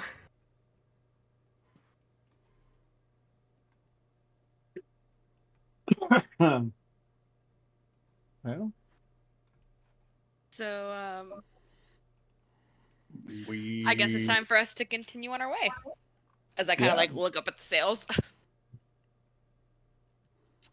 Yeah, glancing back at the ship, the sails are still up. The anchor is dropped, but the ship has not stopped moving. So you guys have just been Did she drifting. get to the anchor? She did I drop. thought the druid stopped her. Nope, she dropped the anchor. It did not Okay. catch on anything, though. Otherwise, you all would have felt the ship lurch. So you've been just Gotcha. slowly drifting for the last 2 hours. So not too far from the original point, but a little bit. Okay. What are the checks to drop the sails and raise the anchor? Outside of combat, absolutely nothing. Okay. Okay. So in I would- combat, I make you do checks to see if you get it or if you have to try again. Outside of combat, Are they- you would spend however long it takes to get it, so it doesn't cost nothing. Okay. Inside of combat, are they all athletics or Pretty much. is it Pretty much, yeah. oh, Because it's all okay. how hard can you pull, basically. Okay.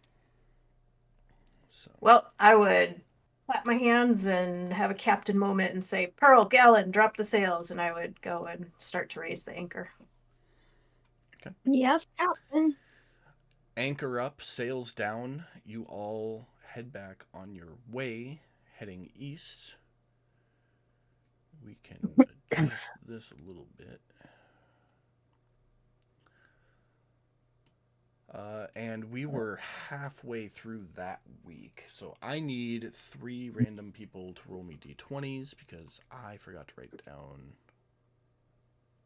Who people? just any Is 3. this So we is this got 3 1, more 2, days? Yeah, to the Go end ahead, of the Pearl. week.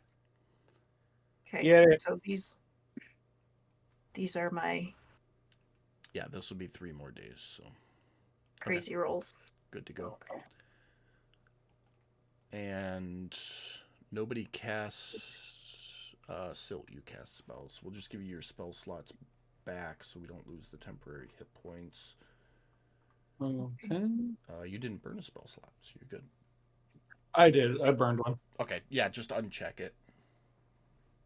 You got it. Same goes for Taddy, and it's in large. Yep, you can unclick that. Okay. And I don't think anybody else had anything on them. Water breathing. Here we go. All right. Beautiful. I would probably, at this point, I would start, since water breathing is 24 hours, I would start just doing that in the morning every day. Okay. Yeah, because it doesn't cost you a spell slot. Get right? ready. Right.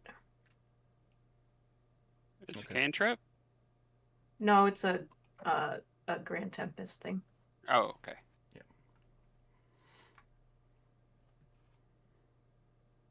You can give that to multiple people, right? Yes. No. So Okay. I would, at this point, I would. No, because it's a Grand Okay, 'cause Tempest it's thing. different. It's only for you. Okay. Well, nice thought. That's a nice thought. Well, I thought she was trying to target other people earlier. That's why I said I that. was. But Nobody needed it, and I didn't remember it until just now. So, Okay. but yeah, no, because that's the one spell left over after you talked him into infusing you, and you became a sorcerer cross multi-class. Mhm. So yeah. Later that evening, Yes wakes up. She is fine. Her mild fever is gone. She's back to normal duty, and informs you, like she informed you when you hired her, she doesn't know how to swim.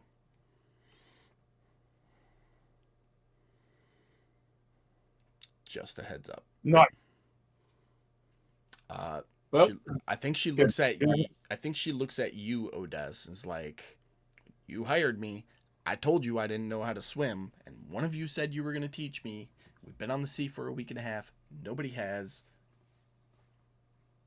It's, I'm not the one. And she stomps off in a barbarian-esque rage. I say esque on purpose. And starts working on arm floaties for her. Gal is Galen, going to. how do you feel Gal is about- gonna. I'm teaching her how to swim. Well, nothing's going to happen that day. She is not happy that she wasn't taught how to swim, not happy that she drowned, not happy that it was some random person that rescued her and not one of you, and wants nothing more than to be left alone in the crow's nest. So that's where she goes, and that's where she stays. The rest of the evening goes by uneventfully. The next day... Pan, not to interrupt, DM, but Go ahead. Pan, are we working on the shield? Yeah, aren't we all weak? I mean, I was. I just don't want to assume what you're doing, if that makes sense.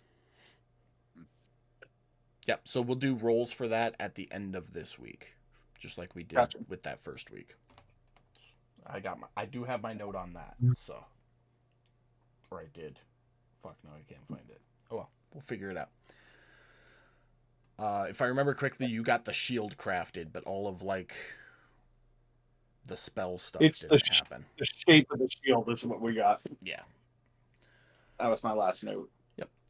So the next day goes by uneventfully, but the wind is starting to pick up and dark clouds are gathering on the horizon. It's very clear that a storm is brewing. And it is everywhere in the direction you guys are heading. The only way to avoid it, you would be to stop entirely and wait for it to pass.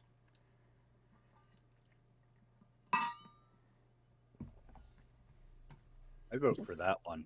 Yeah. I've heard stories about the storms at sea. So wait, we're wanting to stop?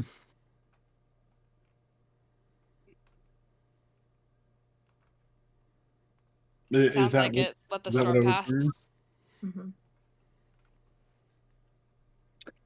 Sorry, you just sounded so angry when you said that. I wasn't sure if we fucked up.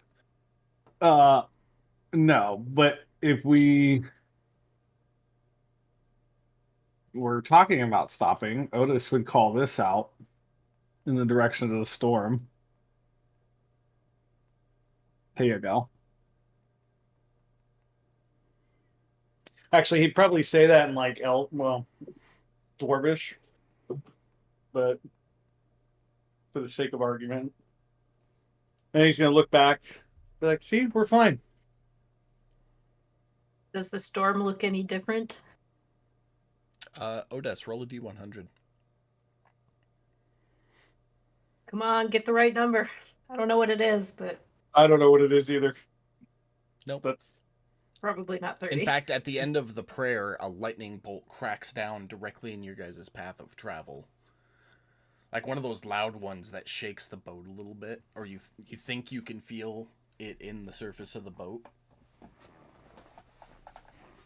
Silt would go, "Yup, nope. Poseidon's feeling spicy today." Don't we have an anti-storm there's machine worse than a thingy teenager. that we can just turn on? I mean, we do. Then why don't we turn it on? Isn't it on? You guys shut it off before you got into Haven and never turned it back on again. Oh, Which is probably a good thing. yeah. Don't waste that energy. Let's turn it on. You guys have I mean- 30 storm crystals to power it currently. Nice. Do we know how long the storm crystals power it for? You do not. You would have to turn it on and monitor to see how long it lasts. What exactly is this thing that Pan has never heard of before? You've seen it. It's the large circle thing in the hull of the ship on the lower level. Right behind I mean, B. I'm gonna throw this out there. Okay. We did have it on the last time, and it seemed to have lasted us quite some time because I don't think we had to burn any crystals to get back to Haven from where we were at on the west wall, Hmm. right? Does anybody remember burning any crystals? Because I don't. You had I it don't remember. on while you were along the west wall, but you never went through a storm with it on. So in the short amount of time, you turned it off before you headed back towards Haven. So you didn't have it on more than a day or two, but in that amount of time, it didn't burn any crystals. Oh, I thought we had it on because we got into that fight with that one dude. That was along the west wall, Oh, okay. because he was going after Silt's family ship. I mean, at this point, I defer to you guys. I'm not going to deal with the spicy teenager today.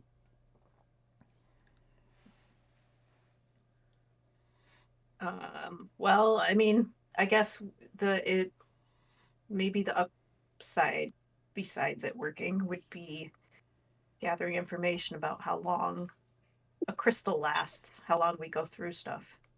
Yeah. I mean, there is that, yeah. We just don't know how long the squall will last for, Mm-hmm. if that makes sense. Okay, I'm sorry. I'm still confused. What are we? I see what it. I see it, but what is it? It like calms storms. I don't remember if it has a name or not. It's like anti-storm generator or some shit like that. If I remember right. Some witchy shit that it keeps storms away. Odes, would that make Poseidon mad? Going against nature. I think one of you still has the journal with all the schematics for it, don't you? Like all of I do Mm-mm. Gistra's notes. Oh, well, I have Gistra's notes. I didn't know it was that thing. Not the Yeah, notes Gistra's- from Odess's probation. above table. No. That might be something that somebody has that our characters are aware of. I have research notes from Gistra. Yep, that's it. Now this is Hag's attempts to create a potion that functions in a more permanent.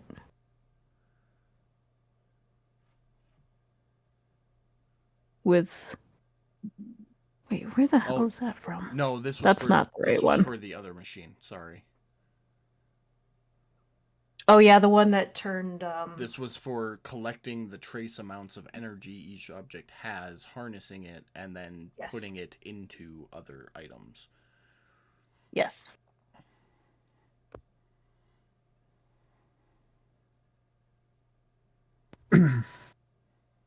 I mean, He's already a spicy teenager right now. I wouldn't do anything to piss him off. So, I mean, let's hang out and wait then. yeah. Hang out and wait. We have what, 30 crystals? Yeah. I think is what we said. I don't know. I don't know how far the east wall is. Like how far we have to go into the east wall. Mm-hmm. So, I mean, Yeah, it's a good point.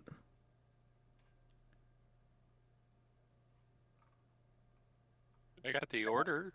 Yeah, so Or you've got the order.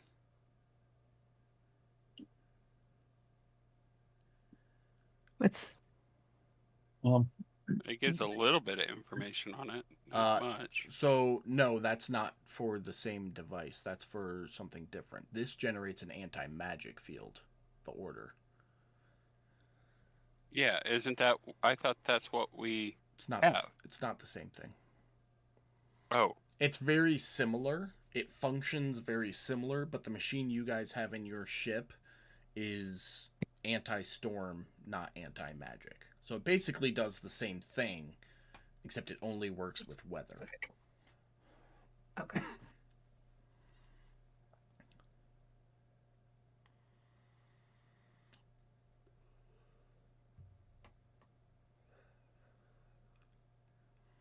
Well, I think we're gonna raise the sails and Okay. So you guys have a rain day. raise the sails and wait. The next day is rough. Lightning cracks all around the ship. Waves tie. Sleep is almost impossible because you keep getting thrown out of your hammocks.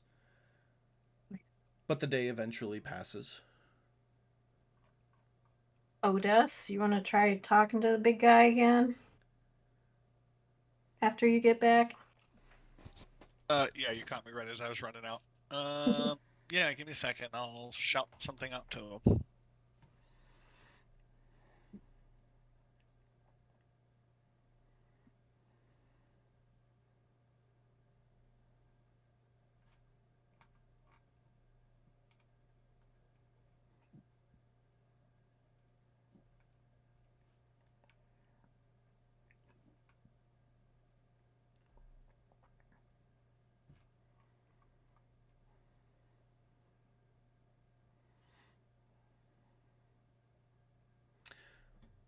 Well, while Brad's typing that up, unbeknownst to whether Poseidon or Otis had anything to do with it, as he finishes his prayer, the storm lightens up that evening, and smooth waters return.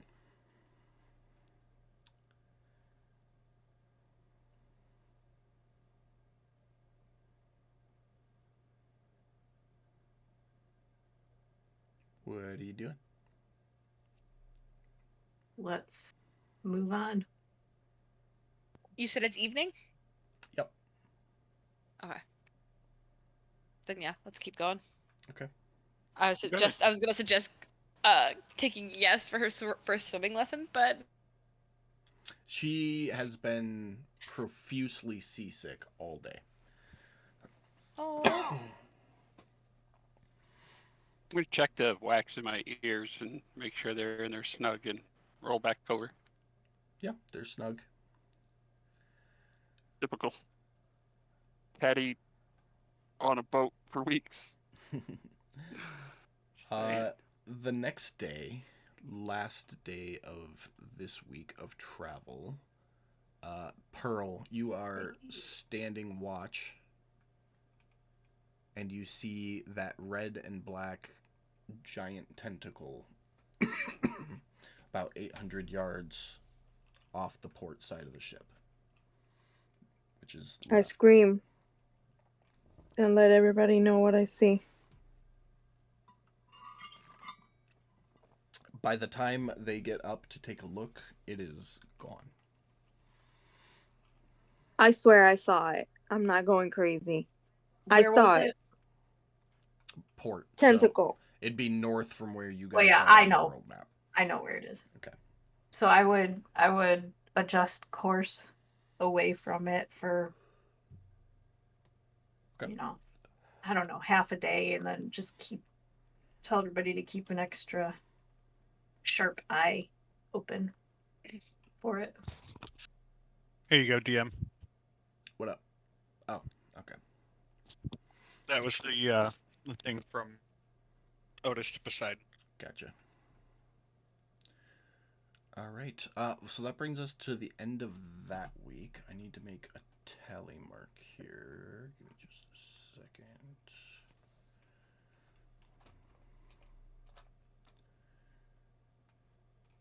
And we need some rolls. Brad, are you back or are you still bathrooming? What you need? I'll send it real quick. It's for the shield stuff. I'm trying to load up. Oh, there they go. Get a bucket, bro. Just get a bucket. Get a Gatorade bottle. Come on. What are you, some kind of amateur? Well, I've like almost made it there, and then had to run back a couple times now. Okay, so go to the bathroom. Tell me when you're back. Okay. Would you give me a second to look this up?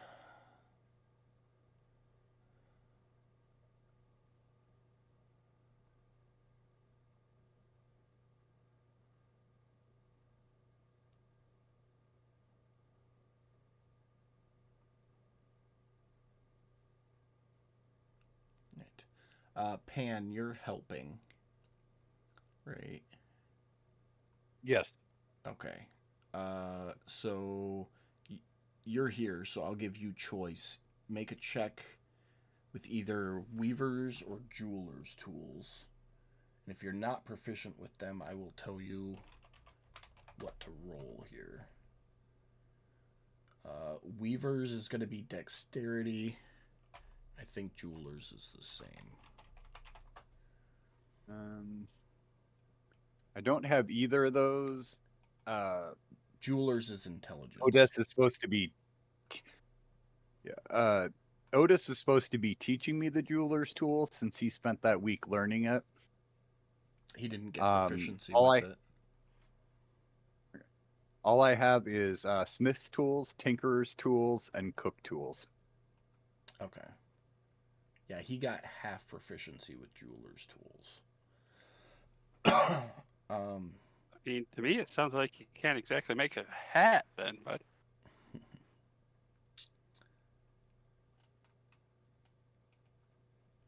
All right. Well, go ahead and roll an intelligence check, and let's see how good you do with jeweler's tools.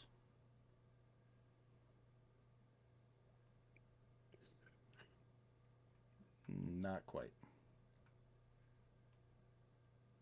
Yeah, I'll let you roll with advantage since you're assisting. So roll it one more time. Oh, that's much better.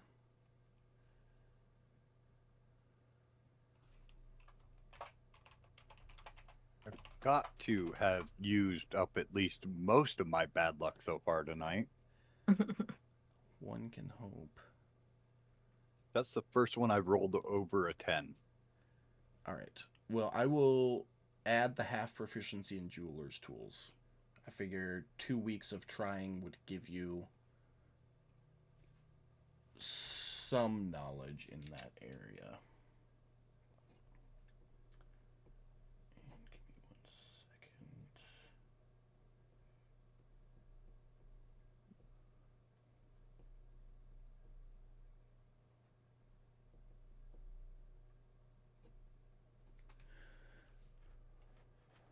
Just updating my notes here. Bear with me.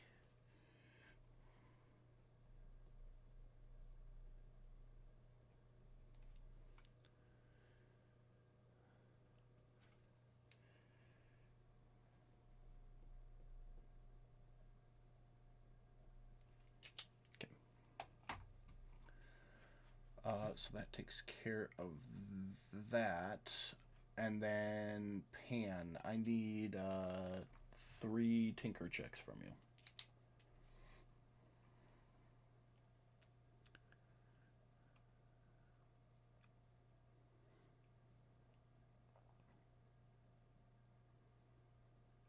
Okay.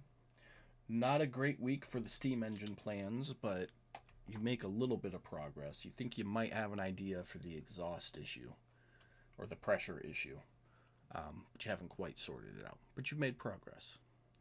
So, all right. Next week worth of rolls. Everybody, roll me a d20.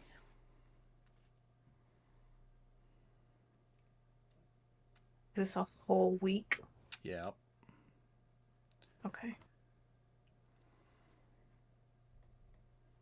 Here's my 2, 3, 4. Man, I feel like my luck is gonna run thin here pretty quick. How many? No, don't worry. I'm 4, sucking up all 5, that bad luck for 6. you. Okay. I got you. Good for another week. And Gallon and Brad, whenever you guys get back, just roll me a d20. Okay, sorry about that. Nope, it's all good. They go switch over laundry before this week. It's all good. Damn, Sil. As you sail through the first day of this week, Silt, you notice that there are a couple of sharks circling or swimming alongside the ship. They don't attack the ship, they don't touch the ship, but you spot at least 3 or 4 of them swimming with the ship. Are they sharks or are they druids as sharks? You can't tell. They look like sharks. Okay. Well, I would greet them. They probably can't understand common, but I'd just say hello. They just keep swimming.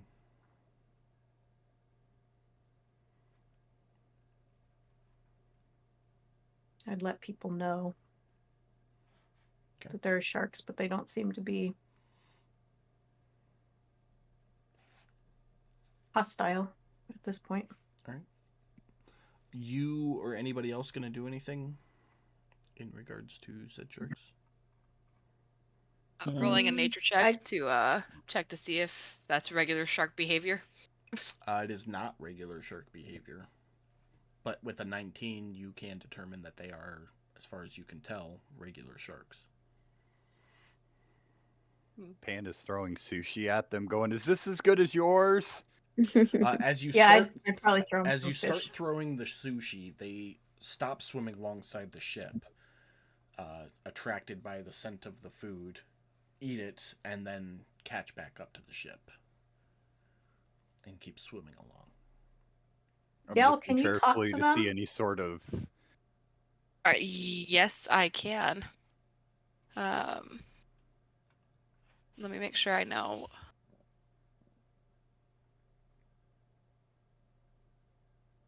Oh.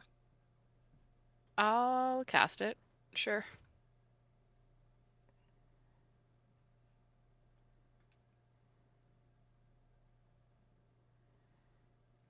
I would ask the sharks So why they're following our... before you mark off a spell slot, you have Friend of the Sea, which lets you communicate simple ideas to any beast with a swimming speed. So you won't be able to understand it in return, but you'll be able to communicate ideas at least. If you want to save the Okay. spell slot. It's up to you.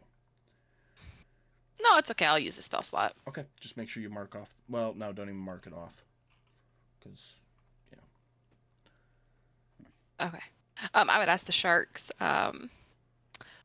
why they're following us. one of them would almost violently grunt back, "Hungry." throwing more sushi. Mm-hmm. They like it. They really like it. I would explain that to the group that that's what it was saying. That I was just hungry as I kind of like eye pan, just throwing food overboard. Can you follow up and ask them if they're like having a hard time finding food or something? And yes, let's keep feeding them some fish. So I would the sharks. Just responds, hunting, hungry, as they keep swooping to catch the bits of sushi that Pan is throwing in the water and continuing along. I would just say that they're hunting. Oh, I would express that there's a kraken on our tail. If they're interested. Whoa, lady, not that hungry. At the mention of a kraken, they dive. Yeah, I thought so. All right. Oh, well, now we Back know to how to work, get rid of guys. sharks. And disappear. Okie dokie. The rest of the day is uneventful as you continue sailing along. So, I'd ask yes if she's wanting any swimming lessons yet. well, that'd be nice. We've been out here for 2 weeks, and I've just been afraid of drowning the whole time. I would express how sorry I am that we were so distracted and that I would be willing to teach her how to swim. Not We'd as be attached sorry to as I was ropes. 4 days ago. Let's go. I'm back. So- Liam. I love her. She's so sassy. I just imagine Pan's just giving her hard eyes the whole time. Brad, retcon update. I had Jeremy roll because he was helping with the jewelry portion. Over the last week, between the two of you, you barely managed to get the jewelry portion done. So the next step is the weaver portion, which you need somebody proficient with weaving. Step after that is calligraphy, and then your thunder wave, and then you're done. Do we have anybody that's proficient in weaving? I don't know. Is Pearl? I think that's. Didn't what I'm she get- checking. Yep, Pearl is. So it would be you and Pearl pick that working up? on it this week. If- Well, I would ask her if she'd be willing to work I on was it. just gonna say if Pearl's willing to help. Yeah, of course. Okay. Well, never mind. Has Thanks, Pearl Pearl. been? I hate to bring this up, but has Pearl been feeding?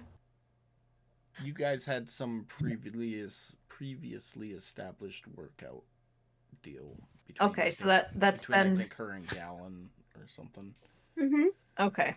Just wanted to make sure everything was kosher. Yeah, I won't kill anybody anytime I soon. mean, I don't know about how Since I'm kosher it hungry. is, but Yeah. Well, No, it was something with healing salves, I believe. Like she was using one healing. Mhm. Basically, the way it would work is if you straight line east, when you get to the cloud wall, Gallon will have used one healing salve to fix the puncture marks. okay. Is how that planned out. in and my then if head. things get worse, there's backups like she would cast. And I think you or only someone would had cast the one healing. healing salve. So once you get to the wall, you have to start using something else. I've got 3 new healing potions. Yes, you do. Or magic, or however you want to deal with it. Yeah, might have to go talk to Odess. We'll figure it out. So the rest of that day goes by uneventful. The next day is a storm. Not as bad as the one you guys just waited out, but it does slow your journey a little bit with maintaining course. So you only manage a half day's travel during that day. The day after that... Oh, this is perfect. Pan, you are standing at the bow of the ship, having kind of a Titanic moment to calm your spirit. And you The king of the world. and you open your eyes, and a couple feet in front of you is just this arcane swirl that starts like on like Doctor Strange, like kind of a sparkly swirl like that.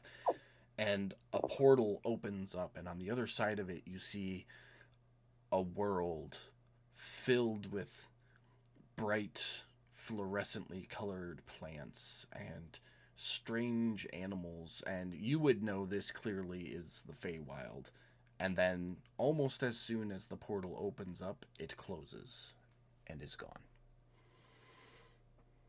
Aww.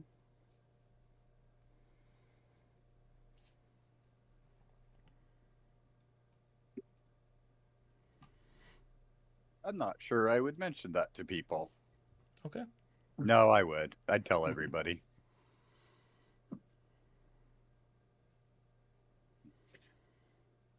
I saw the Feywild. My dad's best friend is there. He's a monkey. I'm not gonna lie, I forgot about that for a second. I was like, who the fuck is this best? Oh, It took me a second to click too. I was like, "That oh." All right.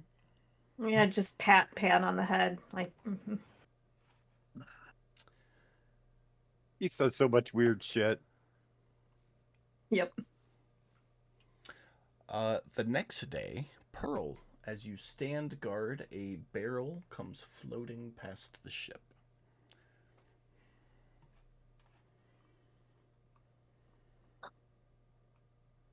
Sil, didn't you already roll for every day?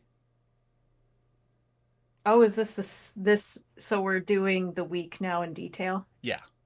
Yeah, so when I have you Oh, all yes, roll a and I d20 did. at the same time, it's the roll for each day. And then I go down the list Okay. on my chart.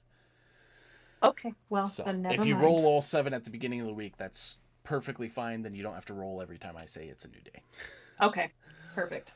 Pearl, you are on the top deck alone, and you see a small barrel floating in the ocean. What do you do? What am You're standing on the deck of the ship, we'll say fishing, because you like to fish, and you see Yes, I a do. small barrel floating, and it looks like the ship is going to pass within 10-15 feet of it.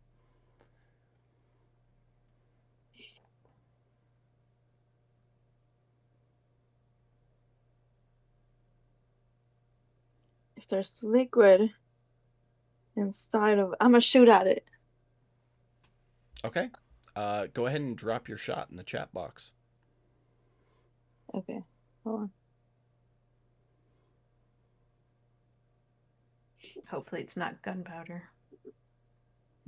you shot hits it, it goes boom. I mean, what's the worst thing that can happen, right? Well, Were you here for the boom conversation? You miss the crate with your shot, but there is a extraordinarily loud boom, as none of you have ever heard a cannon go off before. I would be scrambling out of presumably my quarters to see what the fuck was going on. Yeah, I think all of us would be. You see Pearl standing there with her pistol aimed out over the water, and a giant splash of water just finishing its cascade. About 10 feet, 15 feet off the side of the ship. What? There's a barrel, and I try to shoot it. Then I panicked. Okay, I'm human, or not. It happens. I'm gonna look. Is the barrel still there? Yeah, it's still It's there. right there, and I point at it. I'm gonna try to snag it. Be careful. You don't know what's in there. Okay. No issue with you getting the barrel and pulling it aboard the ship. Pearl, above table, you have to pay extra close attention to which weapon you're attacking with, because you have 3 different pistols now, and it's very specific, because the enlarged cannon pistol has a different attack than the other 2. So just make sure you're paying attention to that. Okay? I mentioned that because you rolled the wrong one, but you would have had an even lower score using the cannon, so don't worry about it. Well, but wouldn't it have been like boom boom if I hit it? You don't know. You didn't hit it. But, Silt, you pull the small barrel aboard. Roll a d4 for me. Well, are you opening it? Yes, Okay. I will open it Roll cautiously. a d4. Beautiful. Now Joke's on roll, you, it's 40 minutes. now roll a d20. Oh shit! 20 mimics. Whatever. I'm bored. I've been on a ship for a week and a half. Coin size mimics. You crack it open. The contents of this barrel, and it's a smaller. It's like a cask. So it's like, this big. It's like a 1 gallon barrel basically. But you crack it open, and it has a like burned orange liquid inside of it, and it's got kind of a sulfurous smell to it. Burnt oil. No, like sulfur. If you want to make an insight check, you or Pearl or anybody else who came up top, I What do you will. want to get excited for?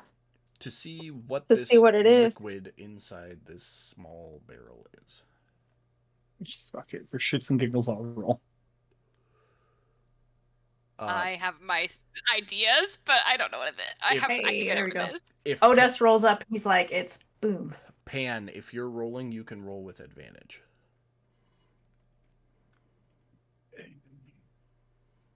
Joke's on you. DC was 30. Close.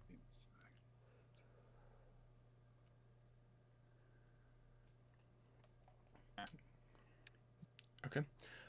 Odes, you immediately recognize this as alchemist fire. Oh. I'm gonna look at Pan and be like, Pan, you know what that is, buddy? No. That's alchemist fire. It's alchemist fire. Uh, I'm presuming I don't know.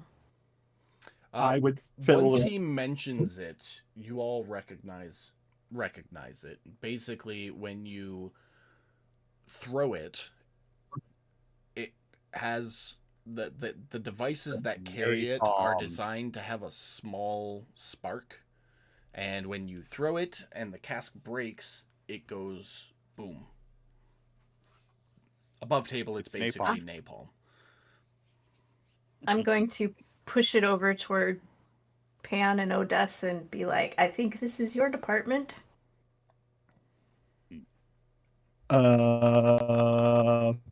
So above table, you can keep the keg as is. I put it in the ship's inventory. It will do 66 fire damage as is. And it will cover Oh, it's a keg. cover the target in the alchemist fire. So it will take 2d6 fire damage every subsequent round until it's extinguished. Or Does it extinguish with water? no.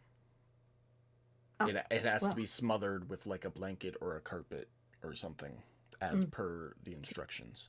Or you I can don't take the recognize keg and you can convert it into 6 flasks of alchemist fire. Ooh, Hey, we should do I'm- that. I'm sorry. Doesn't alchemist fire ignite when exposed to air? I'm gonna say no because she already opened it and it didn't light on fire.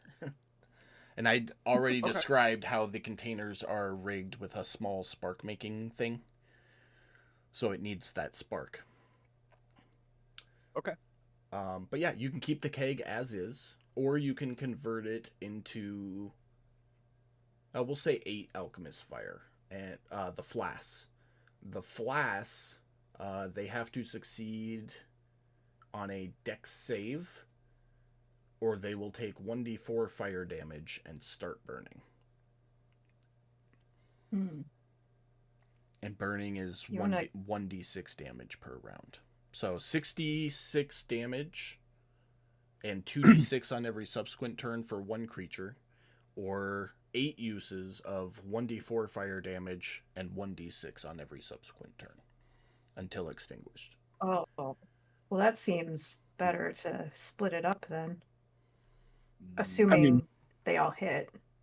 if Pan and I are discussing this, I'm going to look at Pan and be like, "Do you know how much chaos we can cause with this?" My thought is keeping it as the keg and using it next time if we ever get attacked by a ship.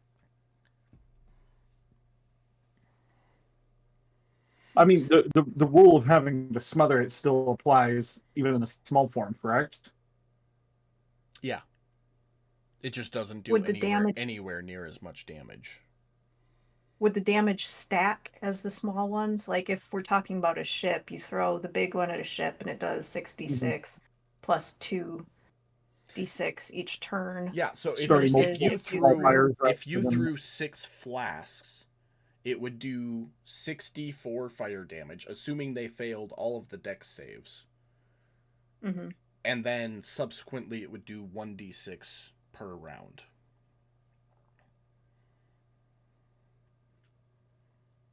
One d6 or 1d6 6 times. Yeah, it would It'd be 1d6 it would stack, per so it potion. would be 66 for every burning round. It Okay. stacks. So it's basically the equivalent of what the big one is, right? Just broken down. No. Smaller? No, because the big one, it takes 66 on hit, and then subsequently 2d6 every round. Got it. I mean, Yeah, it maths out way better if we split it up. Because then you also have a slight advantage for hitting too. So since we're talking logistics above table, I will point out that with the Keg of Alchemist Fire, it is a throw object, so it's a dex check to hit, as opposed to the Alchemist Fire, where the target creature needs to fail a dex saving throw, which is 8 plus whoever throws its dex modifier and proficiency bonus. And so with the flask, they have to fail a dex save. With the keg, you just have to hit them. Okay. Or their ship, if you're flinging their it at a ship. ship like he's planning on doing. Absolutely. And in the conversation, when Pan mentioned against a ship, I would venture to say his eyes might wander and he would notice the mangonel designed for lobbing large, heavy objects at ships. I might have. I mean, okay. I mean, if Pan's divulging all that information, might as well just leave it as one for now. It's And not like we don't have a bunch of flags. I will also say you don't have to make this decision right this second. You can always choose to divide it up later if you want to. Yeah, That's kind of my and thought. besides, I would totally cast Shrink on it, have Tatty fly it over, turn invisible, put it in the center of their ship, light the fuse, and then fly out. There you go. Where the hell do you think I'm invisible from, bro? I have invisibility too.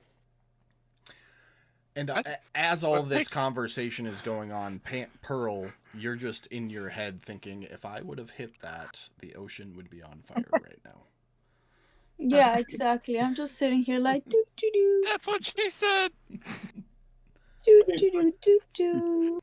Let's Nothing to just see keep it as a barrel for now. I mean, like, yeah, buddy, I hide really well. I don't necessarily go invisible. I can make you invisible. Actually, hey Pan, don't you have a bag of holding? Yes. Isk? Will this Yes. fit in the bag of holding? Yes. Why don't we store it in the bag of holding? So that way, if we randomly get hit, our shit doesn't burst into flames. Taddy's eyes just got rewired, and he's like very staring at Pan. You said what? And you can make me invisible? Oh dear. Yes. Ooh. Patty's just shaking with excitement. Yes, and everybody smells brownies. Lots and lots of brownies. And I do believe I owe you quite a bit for paying for this shield too. So just next time you want to not be seen, let me know. Oh hell yeah, buddy. No God. All right. So we storing this thing in the bag of holding or what? That's fine with me. I think Pan's probably the best one to keep a hold of this thing for now. So Pan, I will put that item in your inventory then, and take it off of the ship's inventory. Make sure you mark your bag of holding, buddy. Yep. That way you know exactly where it's at. And I check that shit, so. Mhm. All right. The next 2 days, because Galen and Odes both rolled the same thing, are completely uneventful. And at the end of the week, Pearl, I need you to make a Weaver's Tool check. Which I can boost you if you want, Pearl. Booze me. You can add All that right. D4 on there. What's the check? It's a dex. It's a dex check. Yeah. All right, I'll give her enhanced ability, so she gets advantage on dexterity checks. Okay, so roll advantage with your Weaver's Tool check, Pearl. Okay. I'll give her that.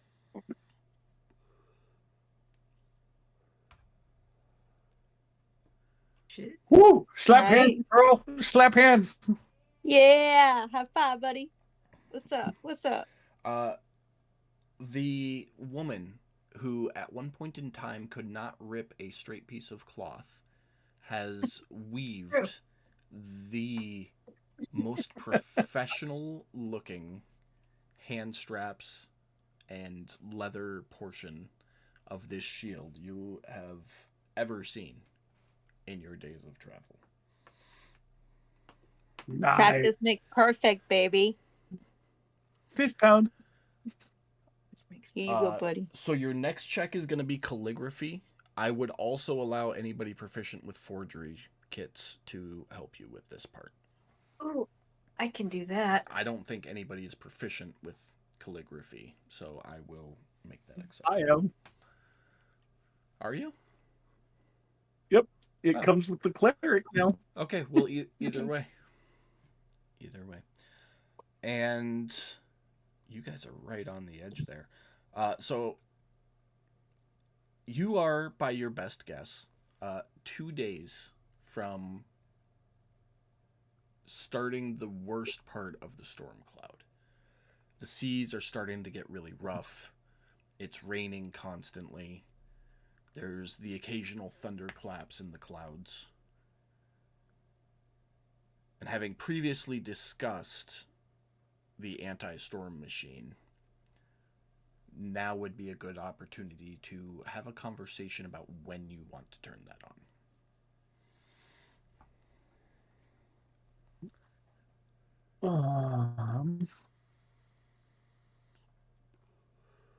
Well, what do you guys think? Well, probably a little bit before it starts getting nigh impossible to navigate. Yeah. I mean, are we right up on it, or? By your best guess, you are 2 days from entering the worst of it. But it's already starting to get rough, as is apparent by Yes's evergreen growing face. Hand, you might want to go check on your girl. Would catnip tea help with her nausea? She likes tea. You hear her I call will. down from the crow's nest. I'll offer her some. Take it up to her. I mean, I guess we have.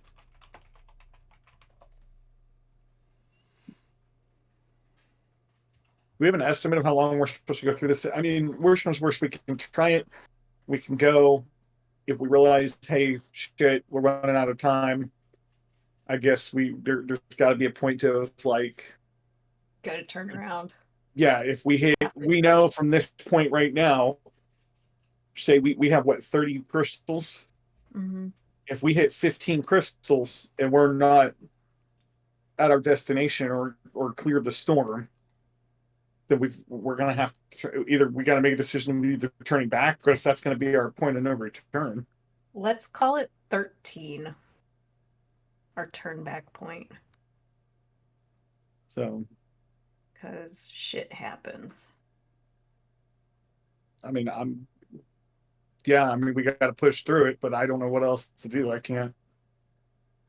Real quick above table, because Silt just gave catnip tea to a dwarf, I Googled if there was any bad things that would happen if a human in real world ate, drank, or inhaled catnip. And catnip actually has a lot of really beneficial medicinal properties for humans. Really? Nice. Good job, Silk. Had catnip tea before. Historically, it was used to treat diarrhea, gas, stomach cramps, and muscle spasms in the intestinal I mean, I tract. guess catnip's nothing more than an herb, right? Yeah. It also it's in the mint family. It also helps relaxation, sedation, pain relief, and increased libido. So, Oh Taddy, boy, we got a you might spicy elf. not be so lonely Or here in a dwarf. minute. Oh no. Okay. I mean, okay, are we going to say 13 is we're going to have a discussion of whether or not we need to turn back or not? Yeah, because I mean, I don't want to say 15 and then oops, it takes 16 to get back. Yeah. But that's like, I'm guessing that's an awful lot of days, so fingers crossed. Hopefully, cross our fingers. We find something. So, well, at this point, I say chuck it in the fucking bucket. Let's go. Maybe pray to Poseidon again for some. So you're Oh, I Little definitely have bastard. one loaded up and ready to go for you're when we go. turning you're turning the machine on now, or were you waiting? We're gonna wait until it's almost like, oh man, we can't really do. This is getting dangerous to be in. Okay. Point. So that's kind of a, you feel it when it gets there. Yeah. So it's all prepped. All you got to do is Yeah. Turn hit on. the go button. Yep. What I'm hearing. The next 24 hours is increasingly rough, and Silt, I do need a morning roll for you right now. Okay. Now would be the time for that one. Come on, girl. Oof. So Close, but no so cigar. close. The next 24 hours is increasingly rough. You all find yourselves working almost constantly to keep the sails tethered, to double check and make sure that things are strapped down as the ship gets rockier and rockier. I also need navigation checks for that 24 hours, as clouds are now filling the sky and you can't navigate by orientation. You will focus heavily on navigation skills for the rest of the journey. Pearl, nav, please.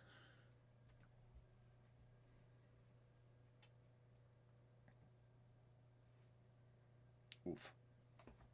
I know. Luckily, that you taught helps. Gallon. She's good at Oh, nav God. checks. It's okay. You're a Thank weaver now. God. It's fine.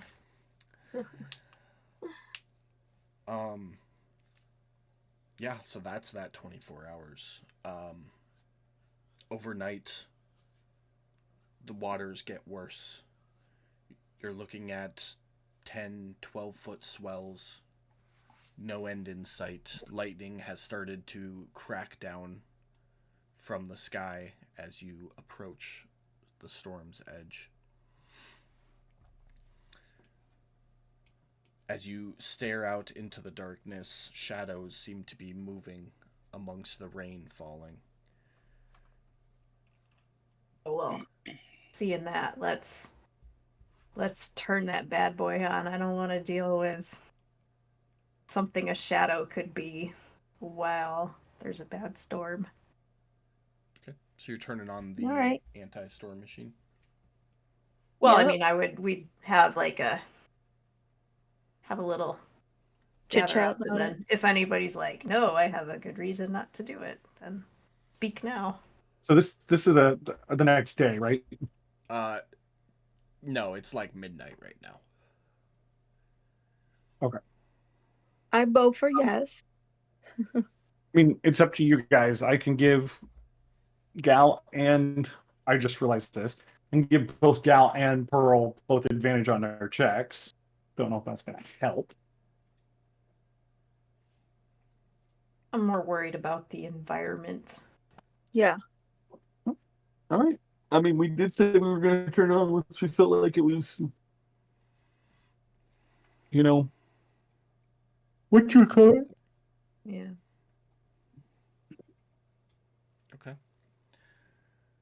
I don't hear any no's, so the anti-storm machine gets activated. As you flip it on, the storm crystal that's been sitting in the machine lifts itself upright and slowly begins turning, and as it does so, little lightning crackles shoot out at the edge of the machine. The rings above the machine begin to energize with arcane energy, and the ocean seems to smooth itself. The 10-15 foot swells you'd been experiencing for the last couple hours have reduced down to 2 or 3 foot swells. Not completely going away, but enough. The heavy lightning storm rain that's been battering down on you for the last day and a half has now reduced to a soft drizzle. And sailing becomes more comfortable as the world around you continues to get more and more dangerous. Next morning, Pan, Silt. are you awake? Sorry, go What's ahead. that? Is Pan awake after the rain kind of slows down?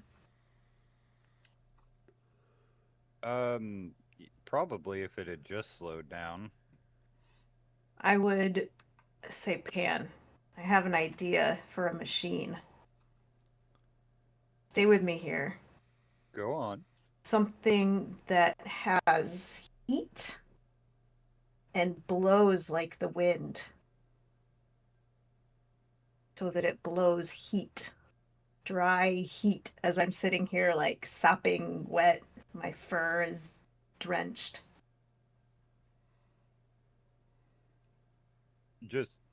Just to clarify, are you thinking like blow dryer sized or ship Yes. sized? No, blow dryer sized. Oh, okay.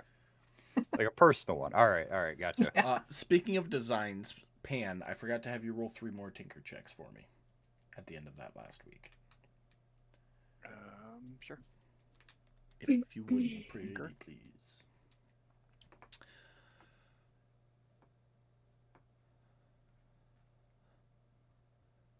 You are just having a rough time getting past the pressure.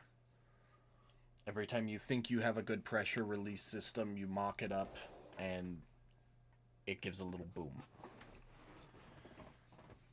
as the pressure builds too great. Gal and Pearl, navigation checks, please.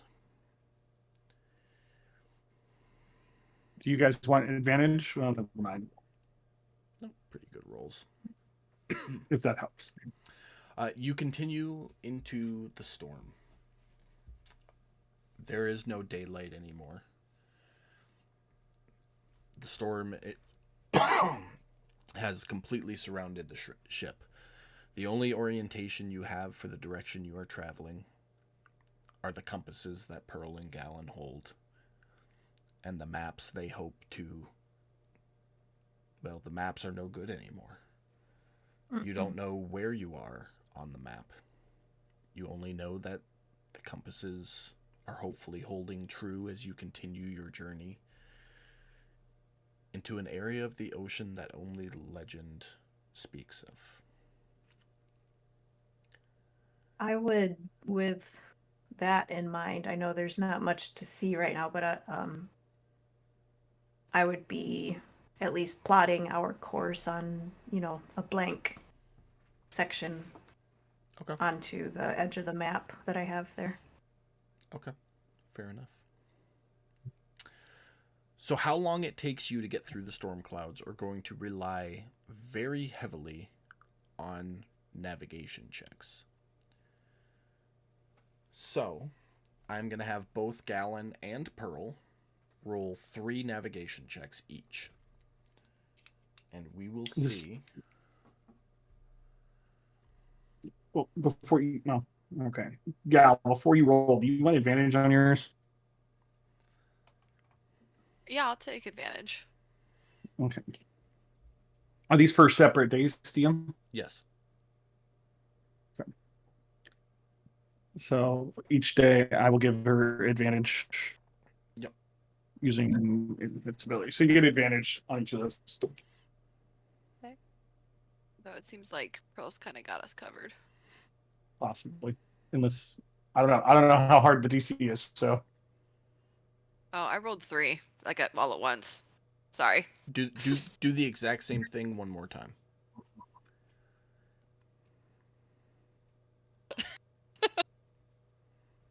good God.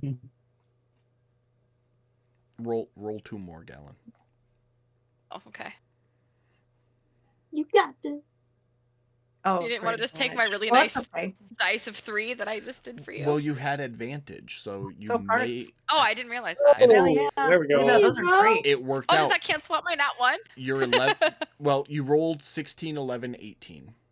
And then you rolled 1, 14, 20. So your 11 got replaced with a 14, and your 18 got replaced with a 20. Oh, okay. Is how that worked. Those are pretty good rolls. Good job, Gal. Woo. Silt, I need you to roll 4 d20s. Dookie. God, almost got it twice there. It takes you, as far as you can tell, 4 days to travel through the storm and come out the other side. In that amount of Shit, time, you guys. you burned as many crystals as days it has been since you turned on the machine. So 5 crystals total. 1 crystal per day, as best you can tell. As you come out the other side... Hold on 1 second. I gotta find my notes here. Where are they?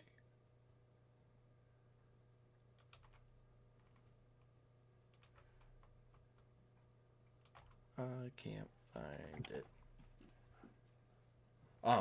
Sorry. As you come out the other side, the storm clouds clear. You feel sun on your face for the first time in almost a week. The waves around your anti-storm field are still 15, 20, sometimes 30-foot swells, but there's no storm to go with them. As you rise to the top of a swell, you note that there are, I forget what the fuck they're called, but water tornadoes, basically. I forget the cyclones. There you go. Cyclones. Cyclone. There are numerous cyclones as far as the eye can see. You look... I really need to find this thing I got. Give me just a second. I'm sorry. Nope, that's not it. Fucking dogs.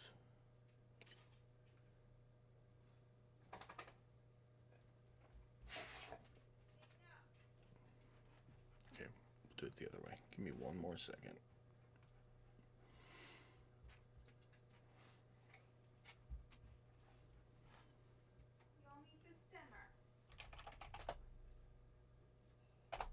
Oh, I didn't upload it. That's why it's not working. Maybe.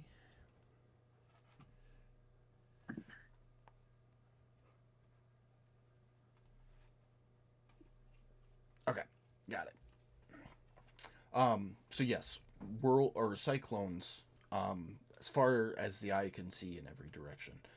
But as you continue to scan to see what you can see, you notice two land masses, both just a couple days sailing distance from where you are. The one to the north stretches far, east and west, almost as far as far as you can see. So, you came out the east side of the storm. When you look north, there is a landmass, and you can see the coast running east and west as far as you can see in either direction. That landscape is smoke and brimstone. You can see rivers of lava flowing from 3 tall spires on the landmass. There are large mountains with rivers of lava, or what appears to be lava, flowing down them. You can also make out the distance of, or the shape of, flying creatures above the landmass, not seeming to move with any purpose, just flying around. The second landmass you can see is to the southeast. It is a dreary, dark, and desolate place, seemingly covered with fog. But you can make out the closest point on that landmass reaches up into a tall, spiring mountain, at the top of which you spot a shining something, seemingly golden, but emitting a bright light on this dark land.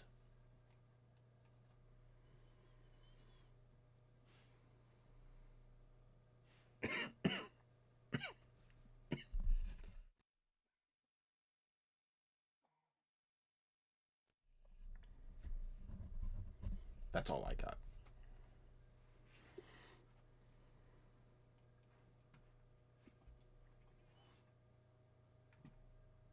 So the worst, the storm machine thing is not helping at this point with the swells. It's softening them, but it's not eliminating them. Okay. So it's not like a sharp climb and then a sharp drop. It's smoother, but you're still going up the 20, 30 feet with the swells. Okay. I mean, is it worth us keeping it on Silt? Maybe we should switch it off for a swell or two, and with our finger on the switch if it needs to go back on.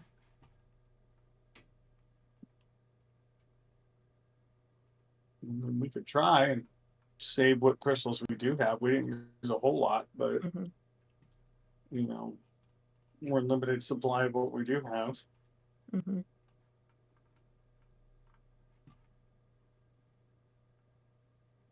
So chuck it in the fucking bucket. Let's turn it on. Yeah, but be ready to flip it back on. Excuse me. All right.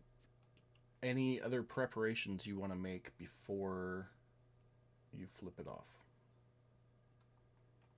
Yes, down. You what?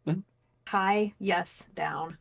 Yeah, I was just gonna say, let's tie down make sure everything's secured on the boat. I was gonna say, however, swimming lessons been coming along. I don't think we've been swimming in the storm, have we? Probably not in the storm, but the little bit of lesson you did give her, she could at least keep herself from drowning for a couple of minutes. Good, good. At least until someone can, like, have her call out for help, and one of us can save her. Yeah, no, she can. Yeah. The first thing I would have taught her was how to float. Okay. Yeah, no, she can. I mean, yeah. So. I would go get the others and say, "Hey, we're gonna get ready and turn off the crystal to try to save us some power. Let's lock everything down as best we can, including whatever excess lumber and stuff. Maybe we take that stuff down below. Yeah. Everybody Yeah. cool with that? Hmm. Sure. Batten down the hatches. I am lashing myself to the ship as well, just because I don't want to deal with that. You should lash yourself to the machine at least, or someone should. I guess I'll tie myself near the machine, just in case something goes wrong. Anybody else? Caddy? Hey. Caddy's checking the wax in his ears, rolling back over. Nobody bothered waking him up. Well, if you're down there, I presume Odess would. Well, I mean, yeah, I would have went to everybody and said, "Hey, let's batten down everything." Oh, okay. Well, then what do you want me to do? Well, we're going to take everything that's loose upstairs, like we were talking about, and let's move it down here, and then secure yourself as best you can, because we have no idea what's going to happen when we turn this crystal off. I just shared the new Oh. map with you guys. Sorry, it took me a second to get it loaded. It broke my computer. Yeah, give it a second. Oh, there it is. Uh-huh.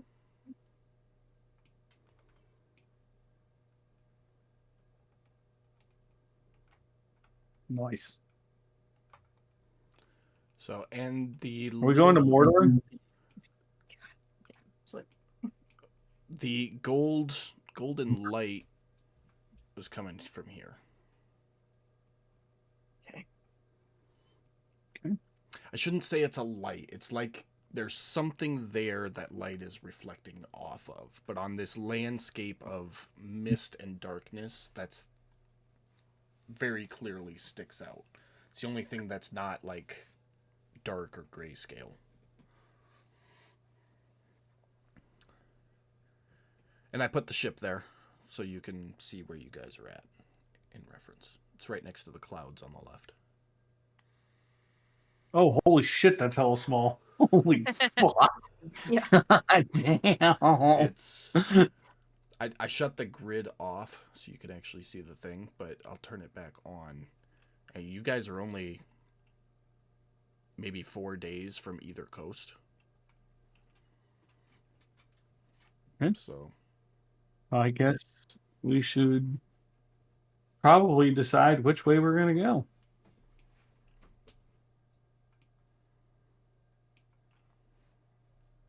you were gonna test shutting off the machine first. Are you ready to do that? Oh, yes, that's right. I mean, as long as everything is battened down, I'm just going to say we brought all the supplies loose supplies we had up top, brought them down below, tied them down as best we could with what rope we had.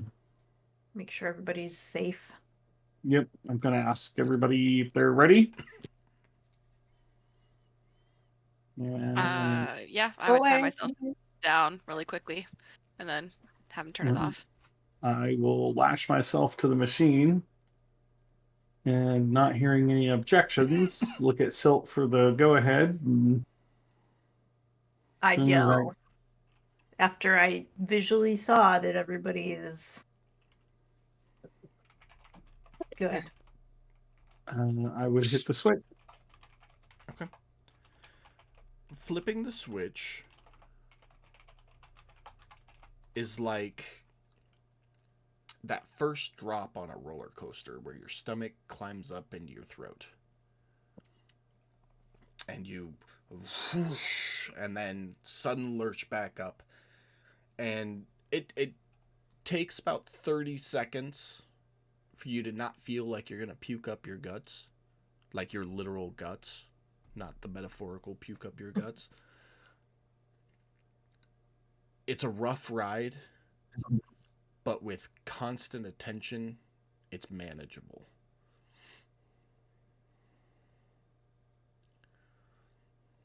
How do you guys feel?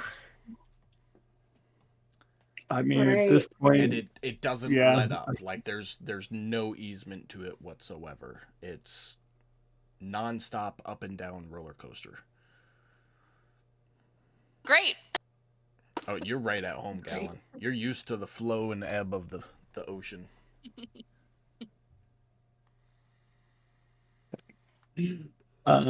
Yeah, I say we pick a direction that we need to go and let's go. So we're not fiddle footing around. I think the problem with pick a direction we need to go and go is we don't have that. Anybody involved in the conversation of picking a direction, make an insight check. I mean, I have notes based on what they told us. Okay. If you want to make your argument, do so. But anybody who has no clue and needs a little help in direction, make an insight check. I mean, I'm Yeah, gonna roll an insight just to see what I get. I think I'm just hanging out downstairs holding on to shit, so I don't think I'm part of that conversation. Odess, lay out what your notes say. Let's see how good of a note taker you were, Brad. So, I mean, you Where's rolled my a notes 27 on your insight, so I can tell you right now you're going to get it either way. But I want to see if your notes and your dot connecting was on point.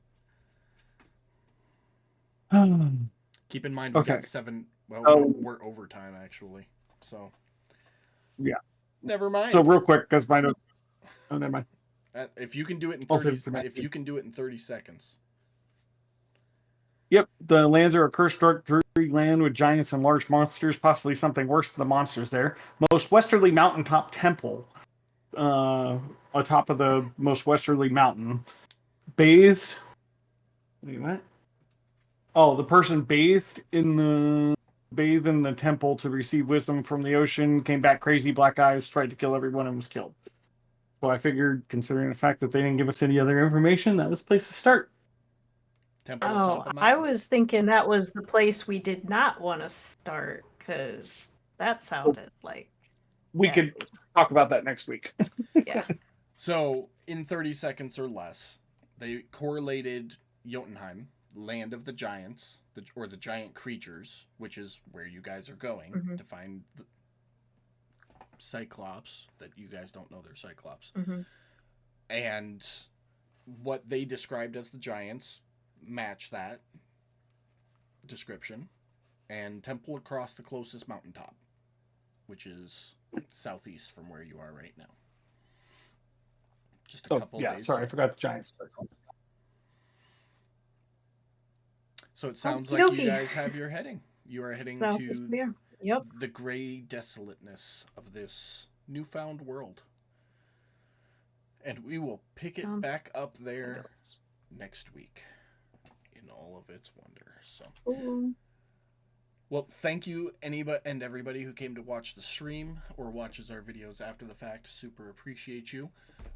Take care of yourself. We will see you back here next week for more Waters of the Deep as our adventurers expand their horizons, literally and metaphorically. Bye, everybody.